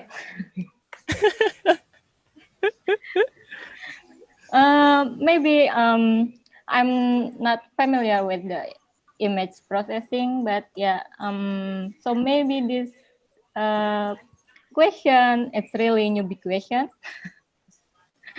Okay, the first is about the compression concept. Yeah. So the compression concept is try to pruning the weight and the retrain with the loss, and the loss function is try to compare the accuracy. Is it right? Yeah, right. It's correct. So I want to ask about the model concept, smaller model and the bigger model term definition. Is it based on the network complexity or the number of the training set? On the file size. Okay. I will explain. Okay. So the first one, maybe I should share again my screen. Okay. No. Please.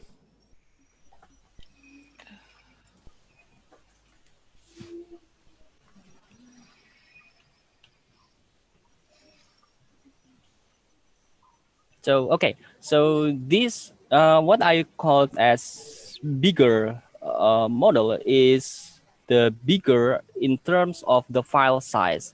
So if we train the deep learning, we got the weights, right? We got the weights or the parameters, right? Because it is just the collection of linear regression, right? In linear regression, we have the weights, right? We have the weights and we have the bias.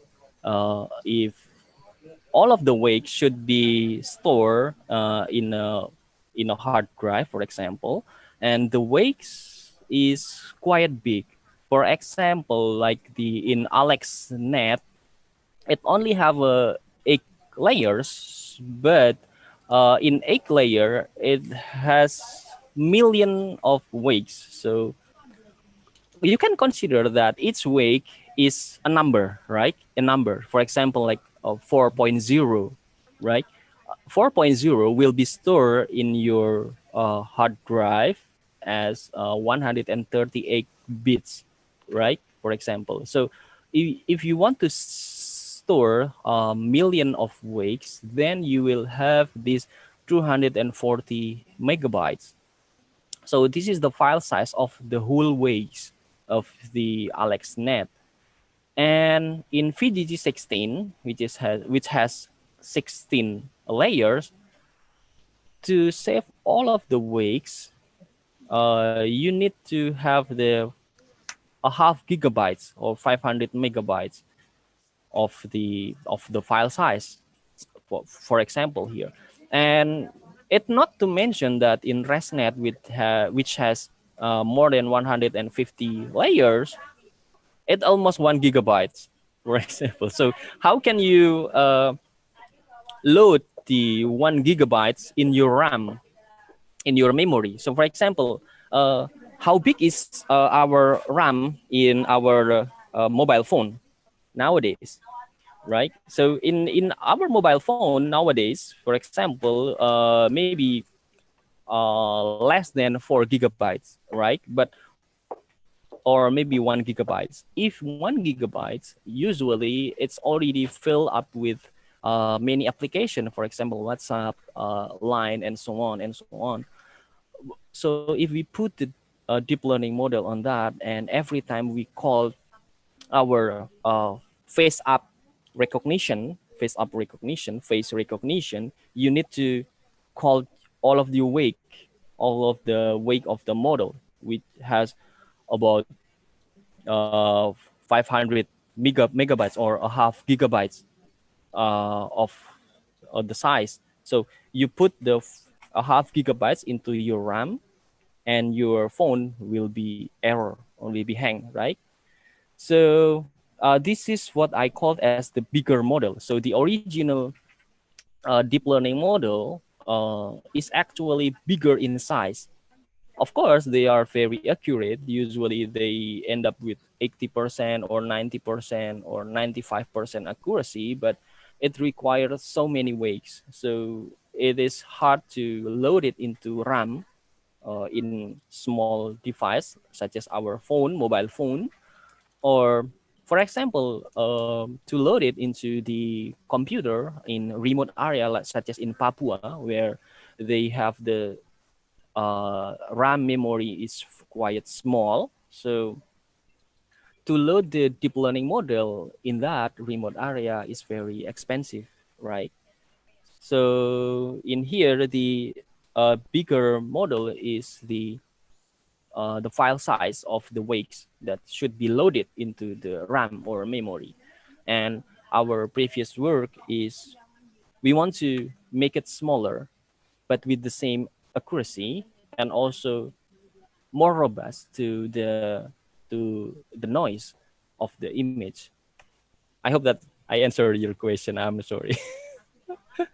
I don't know if I'm answering your question or not, but if you have another question, I'm happy to answer it. It's clear. Okay. Another is about the pipeline. You have 3 pipeline, right? Right. Yeah. Is it with different training phase, with different loss function, or combine all in the one phase? Okay, I understand. So this is separately. So the first, we use the pruning first. We train until we got the same accuracy, but the same loss function, right? The same loss function until we still maintain the same accuracy, but the smaller in size. After that, we put it into the next phase using the quantization and adversarial training, and still to maintain the accuracy. So we still use the same loss function, but each pipeline is handled in different phase. So it's not we prune it and then we quantize it and then we encode it in one iteration, but it's separately for sure. And as well as in the deflate encoding, we also do that from the input from the adversarial training and quantization. So in the first phase, we do this pruning until we got the smaller size. After that, that smaller size, we put it as an input for the second phase, right? And then we got the smaller size, way more smaller again, right? And this way more smaller size, we take it as an input to the third phase or the third pipeline. So to get way more smaller of size. I don't know. Is that answering your question? Yes. So Sorry. with 3 different phase, have you tried like ablation test? Yeah, not yet. Yeah. So actually, this have been done last year. So at that time, the ablation is still not in our, it's not in our goal. But right now, we also thinking that the ablation should be used here. So we are very sure that the ablation in training using the ablation will improve our result. But I think it is very hard. But this should be the future work, I think. But we haven't done with the ablation. Yeah, thank you. Okay, thank you. Nice questions. Very technical questions about how it's the definition of the smaller itself. So the definition of small is the file size, right? So it can be embedded into the small hardware like a gadget or like a mobile phone. So okay, we come up with another questions from other participants. Okay, come on. Miss Siti, can Okay, I let's. ask the question? Sure. So please. Thank you, Miss Siti.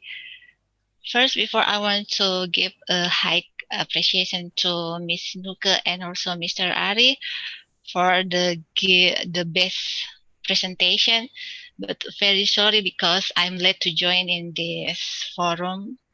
So when I joined, Miss Nucke and Mr. Arie has finished their presentations. So I think for the first topic for Miss Nucke, it's very hard topic for me because I never involved in the hard research. So it's very hard to me to ask the question for you. But for Mr. Arie, maybe your topic is also, I have start to learn about your topic, and I have started research with my student about the image processing in these years.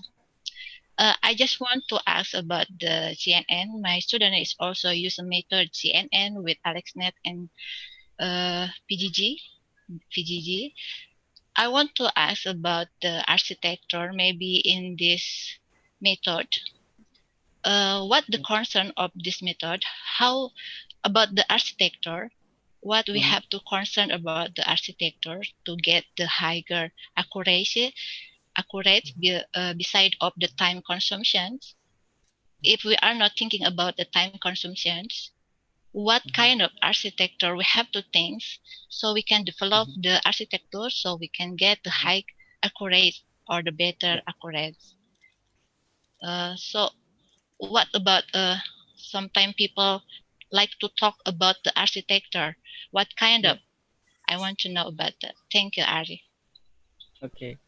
Thank you. Okay, maybe we hold for the answers. I let another participant to ask, maybe Pastia. Okay. Or yeah, Thank you, Bu Siti, for the time, for the opportunity.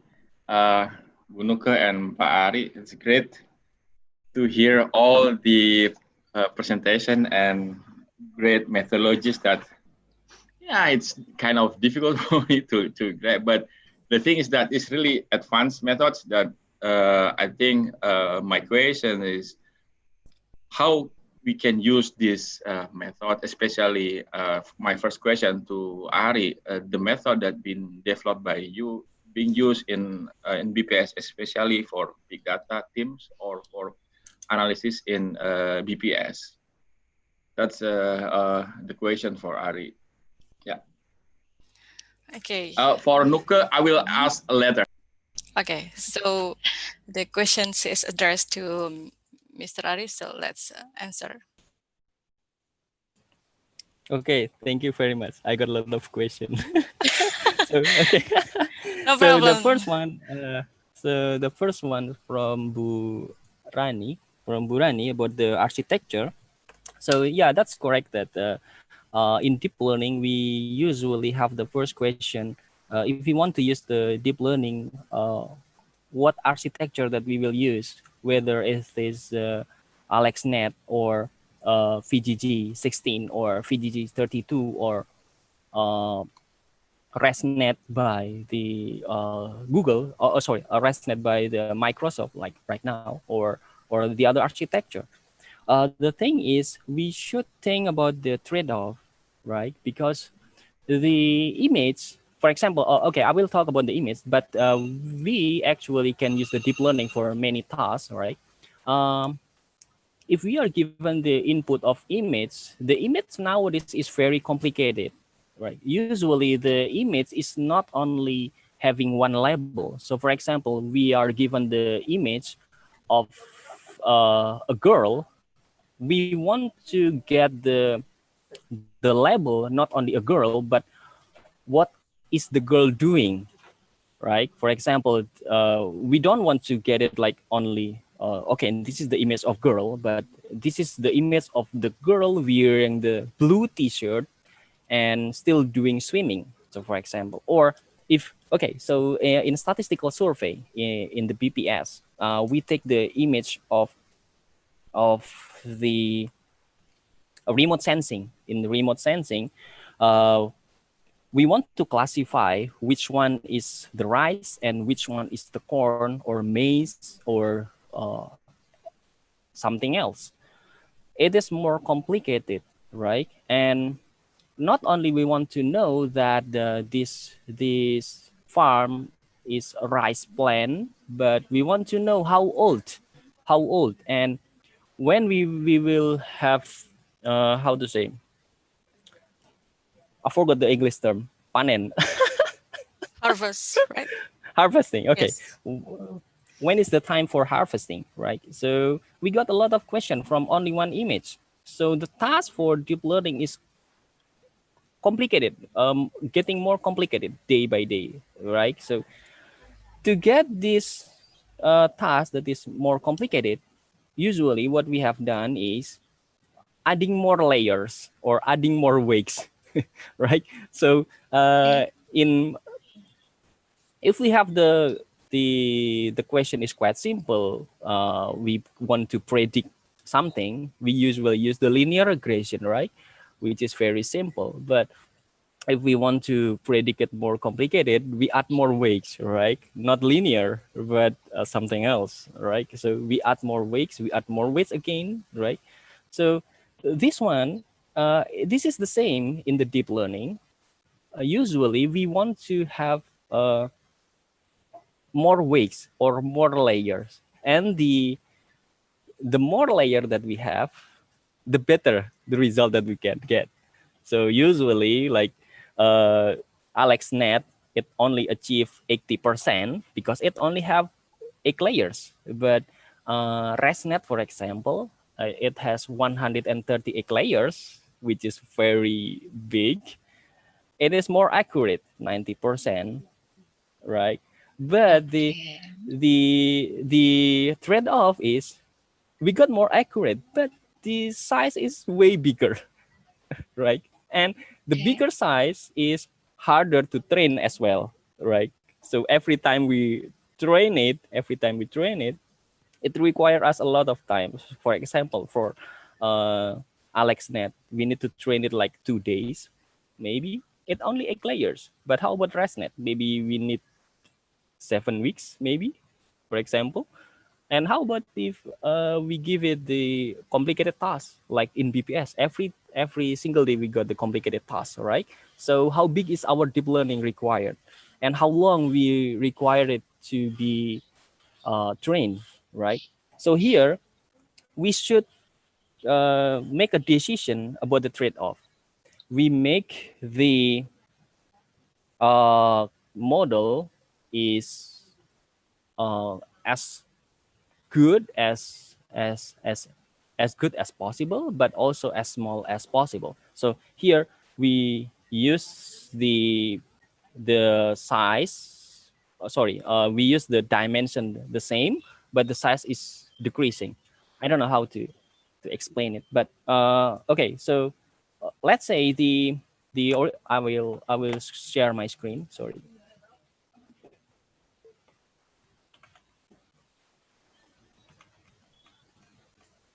Okay, here the using just this CNN models, this CNN model, we can classify just dog or cat or boat or bird, right?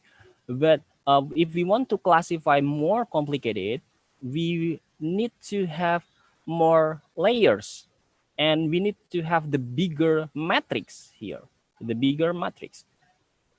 But we want to have it, the matrix is bigger is okay, as long as the size, the file size of the matrix is small. How we can achieve it? By make it some of the element in the matrix is 0.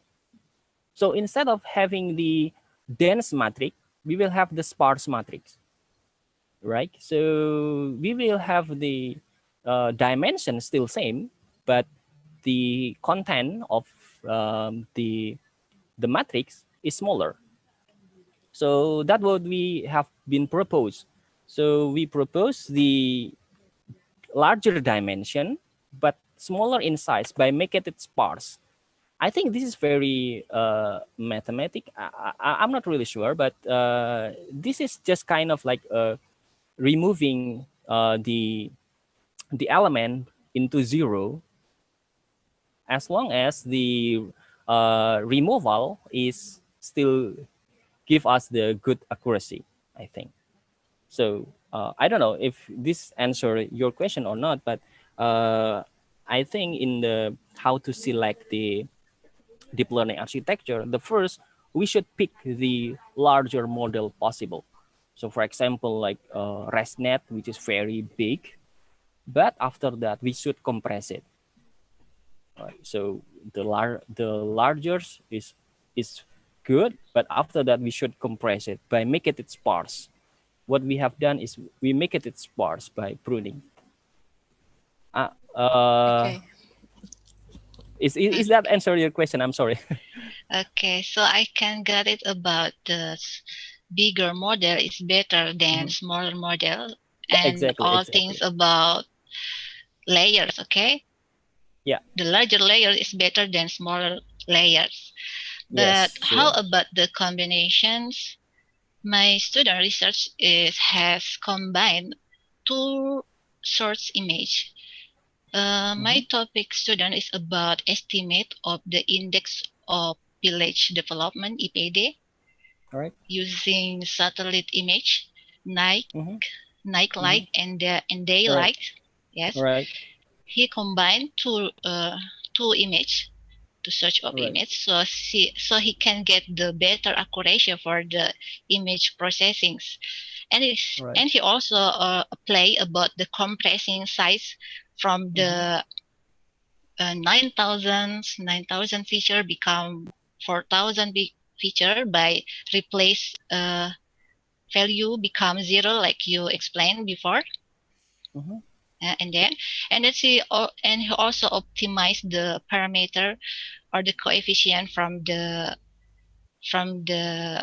processing image with the rich regressions. Yeah. That I think my question is not only layers. Maybe we can add the accuracy. Maybe other treatment is also can make the accuracy become higher, like what my student do. combination of the sorts of image maybe, and then optimization of the parameter with the statistic tools maybe, beside of adding the layers, because you say that add layer will be better accurate, like that. Theoretically, yes. Yes, but with my students' research, the combination and also using statistic method is also can make higher accuracy. So what do you think about it? Sure. So actually, one of my lab mates doing the maybe similar topics, but what he has done is he how to say classify the feature that he wants to use. So what he has done is, instead of using one deep learning, so he used at least 2 or 3 deep learning, where each deep learning specifically for its features, and then after that he combined it. And in here it's quite good because not all feature should be treated the same, right? So some feature may be more important than others, right? So, and also sometimes some feature are not related to other features, right? So maybe the I don't know, the color in the image or the shape is not related, right? It should be treated differently. So in this way, one of my lab mates use classification of or grouping the feature into, let's say, 2 or 3 different groups. So for each group of feature, which is he believed that after some statistical methods, he believed that that feature is related to each other and is more similar to each other. Then he combined that feature and used the deep learning for that. And for other groups, he used another deep learning. And after that, he combined the result of the two deep learning. He called it like the multimodal fusion. So it means that not all feature will be treated the same, but it will treat it differently, and its group of feature will be treated with different deep learning. That maybe can also be the good idea, and he implemented on how to predict the earthquake. So in the earthquake, he predicted not only from the how to say the seismic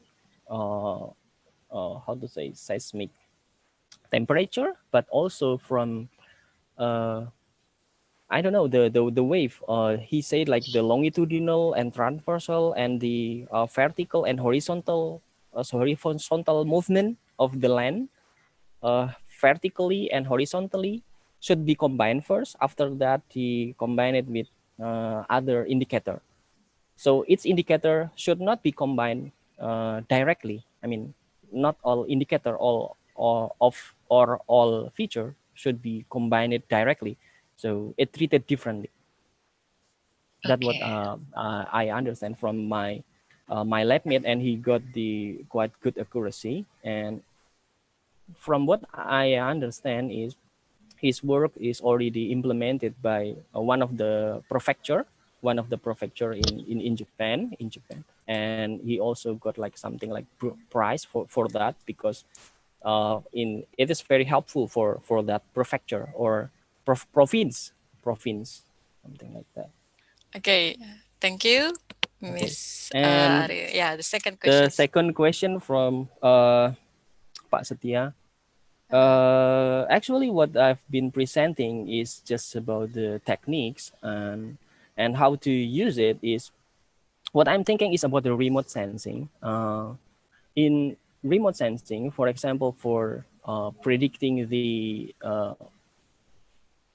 crop production, for example, how much is the crop production in this year in Jawa Barat, for example, instead of doing it by in survey, we can use the satellites images, but in satellite images, we process it into the deep learning, right? But in the original deep learning, we understand that the original deep learning model is very vulnerable to the noise. And we understand that many satellite images have many noise, for example, clouds and so on, right? So we can use our methods here to handle that noise, but also to get our deep learning model can run on BPS spec computer. We does not require the quiet big hardware, but we can use just the standard hardware to run our model, for example. That's what I'm thinking. So maybe this will be helpful for BPS for Okay.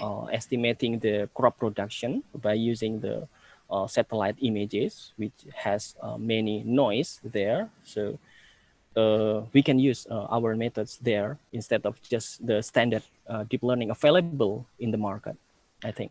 Okay, thank you, Mr. Arie. So we come to the next questions. I have many questions now from the Zoom and from the YouTube one. So first questions is from Miss Ray. It's addressed to Bu Nucke. Is about a question from to Miss Nucke is related with current situation right now. How should dual practice policy for Indonesian setting? Okay, please hold the answer. And the second questions I let Bu Monique. Okay, are you there, Bu Monique? Hello, Bu Monique. Yes, I'm here. Yes. Okay. Yeah.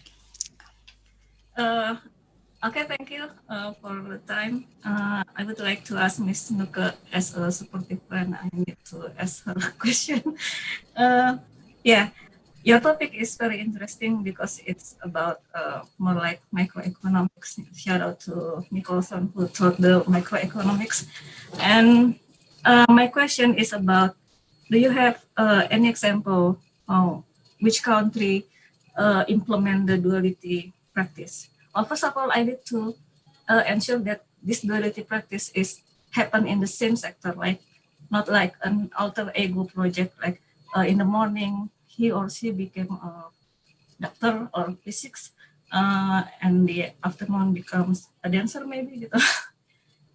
So yeah, do you have how many countries practice or implement the duality practice scheme, like dual practice, insurance, or the combination? Do you have data or or maybe what kind of pattern for high income countries and middle income countries about this scheme? Okay, I think that's my question. Thank you, Bu Monique. And I think Pastia will ask Bu Nucke, like he said before. Okay, Pastia? Thank you, Bu Siti. So actually, I want to respond what I have already responded my first questions. That be good that one of our plan in the big data in BPS and STIS is to do the satellite images analysis next year for the topic of agricultural and other topics. So that will be good for us to have you to discuss and also to have research on that. And then so that's one of our roadmap is to have this satellite image in as mobility of the ship automatic information system. Okay, that's thank you, Arie. So maybe I'm sure that not maybe I'm sure you'll be part of the team for that. And for Bu Nucke, so Nucke, great to have your presentation. The question is regarding the implementations. As you know that every country, you've been in Europe, right, for a couple of years. Even in Europe, they have different health system. In Belgium, it's quite different what we have, like what they have in Sweden. They have full coverage. One of areas they have don't have full coverage, and also between the government and private is quite different. But your topic is on developing countries, which also have different implementation and different system in different countries. So, do you have any implementation or a view what will be for Indonesian case in practical, in empirical study? Have you done that, and can you explain what will be the real implementation of your topic here for Indonesian case? Thank you. Okay, thank you, Pastia. And yeah, Bu Nucke is yours. Okay, thank you very much for these splendid questions. Thank you very much for your attention. Maybe I will start with the question from Miss Ray. yeah, Ray Sastri, Ray Sastri, yeah. Regarding the dual practice policy in Indonesia right now, it's like the dual practice physician. I mean, Indonesia is allowed this practice, so physicians are allowed to have dual jobs. It's a common, and then but the motivation why I took this particular topic is that um, the Indonesian situation regarding the number of physicians before Indonesian has a lack of number of physicians. Like there are only small amount of physicians available, but now the number itself somehow is almost or closely to the ideal number.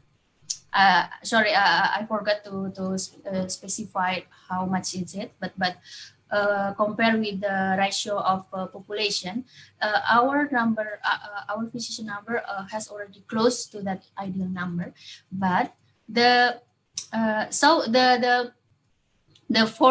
former objective of the dual practice, because this practice is like beginning and in 70s. So at the beginning, the government allowed the dual practice in the system because they want to enlarge the healthcare access. But now, if now we have already the number of physicians, maybe in the future we can regulate or we can review about this policy, whether we want to ban or we want to limit. And but from our my result suggests that the appearance of dual practice in Indonesian case is actually it's like balancing the price in this case, because I focus on the price. It's like balancing the lowering the price, like adding competitor in the system. So somehow the dual practice, like the current situation now is like it's good for the system. Maybe like I suggest in the also in my report.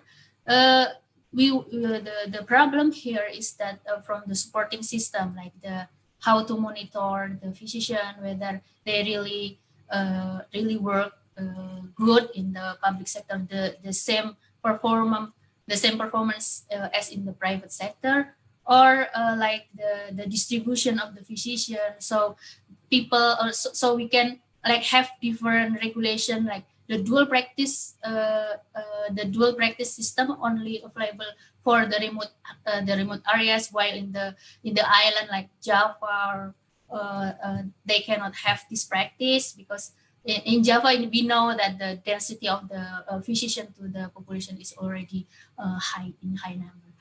So that will be my my general comments for the question. Thank you very much. And then the second one for the which country implement the dual practice? Maybe we could like converse the question, because the usual case is like the dual practice is available in the system, while the only some countries are banned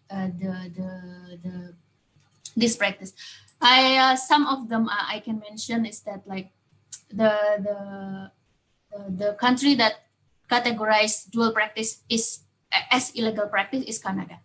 And then the other one, like Spain, Portugal, Italy, this they allow dual practice, but they offer the physician who wants to work as public physician. And then, like in Austria, Ireland, they are in these two countries, the physician are encouraged to perform private activities. So they are encouraged to have or to be a dual physician practice. While in the UK and France, they are limiting the dual practice activity and income. For the UK, it's like they have the different percentage of income. In France, it's only 10% from total income comes from the private sector, while in UK it's only up to 30% that allowed from the private sector. While in the developing countries like in Vietnam, India, Bangladesh, the countries in African continent, usually they are allowing this dual practice because this is the basic things to provide more access. So because they have sorted human resources in physicians, so they try to manage it by allowing the physician to have practice, to have a private practice to fill the gap. So I hope that's answering your question, Mbak Monique. And then about from Pak Setia about the empirical study for Indonesian cases. My two other papers are about the empirical studies in using Indonesian cases. I used the EFLS, Indonesian Family Life Survey data, because they have this kind of information, while from the Susenas data and PODES, they only have the number of physicians, not about the information whether the physician are the dual practice or not.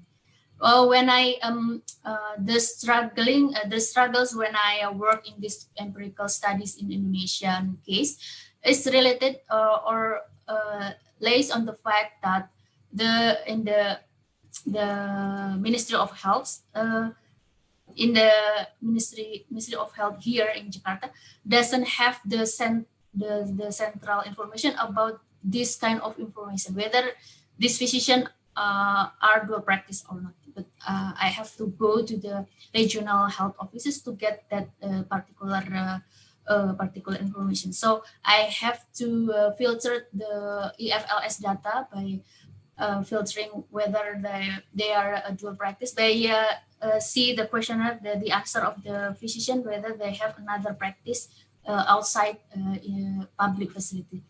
And the empirical study of that I have done are related with the demand and supply side. From the demand side, some of the important things are like the patient or the people actually they don't really recognize whether their physicians are a dual practice or not. In other studies, using the different setting, like in Europe case, when people decide to go to the facility, they are recognize the quality. I mean they are concerned about the quality. But in Indonesian case, the quality is not the main important thing when the people decide to go to the facility. So when I draw back from that result, it means that our problems, Indonesian problems, still lays on the access and availability of healthcare services. So it's like the first thing or the most important things is that I will get the healthcare services, whether the quality is good or not. I don't care. Just maybe that's to sum up the result. But the other things also that from the supply side is that the dual practice is still the main things to attract people, to attract physicians to work in public sector. So they want to work in the public sector because when they are working as the PNS, government employee, they can have the opportunity to work as a dual practice. So they are like, they are building their connection, they are building their reputation from the public facility. Then after they are gaining their reputation, after some times, they can have a good income from their private sector. Because my study point out that this particular physician, usually when they want to be a dual practice, when they are still fresh graduates, like the physician at their early career, and then after sometimes they are like the older ones, the older physician, like they are stick on the as a private physician. It means they are not working as a dual or not as a public. But here I point out that the dual practice is still important for Indonesian case, because as we know that as a public physician, the government cannot. Maybe now it's like for is general happen for the other government employee. Now is relatively better for the income for public physician. But when you are a public physician and then you have to stay in the remote access, and then you have families, you want, of course you will think about how about the education of my children, for example. How about the health facility for my families, for example. So the government still cannot. We still have the large gap about that. So when we want to ban the dual practice, I think it goes to the same result as before. It is so costly to ban the dual practice, because we have to provide everything. We have to provide a budget for monitoring, etc. But to let the dual practice in the system is like more economic to do for the Indonesian case. Thank you. I think that's all. Thank you very much. Thank you, Bu Nucke, for the answer. Okay, I open once more sessions, and I will state the questions from the YouTube from Ana Oluya. She asked about is addressed to Mr. Arie. Have you any experience on language processing? Is the principle same with the picture or image processing? And then I think Pak Anang have the questions also. Yep. Okay, thank you. First, I would like to say thank you for both of you, Bu Nucke and also Mr. Arie. Mr. Arie, congratulations for your graduation from doctoral. Yeah. I have one question for each of you. First, for to Bu Nucke. Yeah. I have to say that this is very. I'm unfamiliar with this topic, but I did a quick research with the keyword, the dual practice, and it came all about the healthcare. I just need to know if there, your opinion maybe, or your experience, is there any other research which study about this dual practice in other area than healthcare? We know that other professional also doing this work more than one place. Maybe in one in public service and other in private sectors. Is there any other research or study in the case of that? And the other question for Mr. Arie, despite the improvement in hardware for doing deep learning or machine learning or artificial intelligence, I need to know about the impact of choosing the programming language in doing this deep learning. I also did a quick research that still despite there's a choice in the programming language, it seemed that some of the programmers still choose more convenience language, such as Python or Java or something like that. So I need to know your opinion about this. The trade-off of choosing the programming language in terms of the performance. Okay, there are my questions. Thank you. Okay, thank you, Pak Anang. Is there any questions from the participant? No? Okay, I think it is enough. So maybe Mas Arie, let's answer the first question from the YouTube and also questions from Pak Anang, and then Bu Nucke will answer the questions also. Yeah, okay. Thank you for the question. Actually, I don't have any specific experience in language processing, but the main architecture should be the same as long as we still use the deep learning. If we use the deep learning to apply it in language processing, the main architecture should be AlexNet or ResNet or VGG or something else, right? So the compression method that I presented today is also applicable to that language processing, right? So that my first answer to the question. And the second question to Pak Anang is the impact of programming language. Why most of the programmer use Python or Java, right? Yeah, and from what I understand, as far as I know, is Python is more popular, and because the big company which leads the research on the deep learning use this Python. That's the main reason, to be sure. Honestly, like Google, when they develop their deep learning architecture, they use the Python and they make it open source using the TensorFlow and others. And also Microsoft, when they develop the ResNet, they also make it on Python.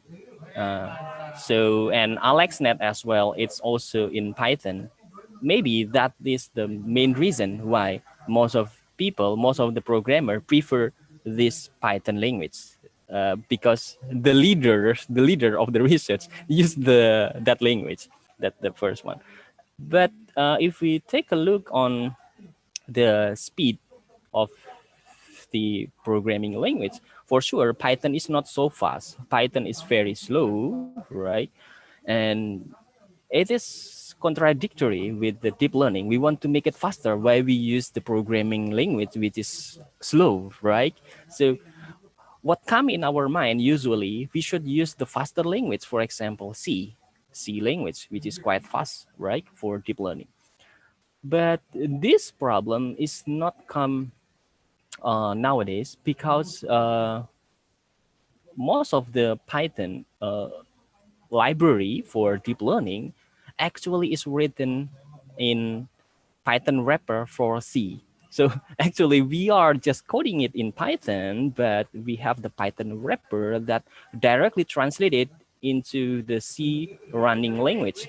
So actually we can get both the programmer quite easy to learn and quite easy to code, but the code will be translated or run in the C library or C kernel library. Most of the deep learning model actually do that. So I think this is maybe can answer the question why people still stick on Python, not going to the C, because they don't need to do that. Many other companies already provide that their Python library will translate it directly into the C if it run on the hardware. So we don't have that worry anymore, I think. Thank you. Okay, thank you.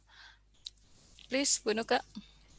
Okay, thank you. Thank you very much, Pak Anang, for the question. I'm sorry about that. Maybe my answer will not like directly answering your question, but as far as I know, actually there are like dual practice in other profession, but the one that will have great impact is lays on the health system. So why the other profession is not impacted by this practice while the health are greatly impacted, because it comes from the basic laboratory that the people when they have like several choice about being dual practice, doing dual practice or not, they will stick to they will choose the one with the highest paying job rather than choosing the multiple job holdings. So this one is the basic theory. So the dual practice in healthcare system is somehow like when the physician working in the public and in the private sector, the income, I'm not make the strong claim here, but usually the highest payment is coming from the private sector. So it should be the physician will choose to work only in private. But why the dual practice here is like common in the health sector? For the Indonesian case, but I can only mention in the health profession, the highest dual job for healthcare profession lays on the midwife, bidan, and not for the physician. But because the greater amount of the midwife income is like higher, the dual practice here is construct almost 90 to 70% from their total incomes. But I'm sorry, I cannot mention it directly into which profession. But if I remember correctly, the ones that usually have the dual practice is for the education system, in the education field, like teacher, and then they have multiple jobs. But from the academic or the research purposes, they are not usually become the topics. Sorry, Pana. Thank you very much. Yeah, thank you very much, Bu Nucke. Yeah, I think this is all of our discussions today. And I think maybe some of you still have questions. Please contact the presenter. And I would like to give the best appreciations for our presenters. Please respond. Maybe you can react with like me. Congratulations, and really appreciate for your effort to share your knowledge, to share your research with us in STIS. And I really hope that this discussions will lead us to, to get a new idea about the research topic, or we can move to joint research about this topic. And okay. And I also want to thanks to all of you as participants here, and I will invite you again in the next monthly discussion. So please stay tuned on email. I will inform you. The Center of Statistical Competition Studies will inform you for the next schedule on the monthly discussions. And thank you for us. And this is a great discussions. This is a great moment. And thank you very much. Okay. Thank you very much. Assalamualaikum warahmatullahi wabarakatuh. Waalaikumsalam warahmatullahi wabarakatuh. Waalaikumsalam warahmatullahi wabarakatuh. Terima kasih. Terima kasih semua. Siti. Terima kasih Siti. Terima kasih Bu Nucke. Terima kasih Mas Arie. Thank you. Terima kasih ya. Ya, izin lift ya. Pak Nasruddin udah nggak ada suaranya tuh Pak Nasruddin.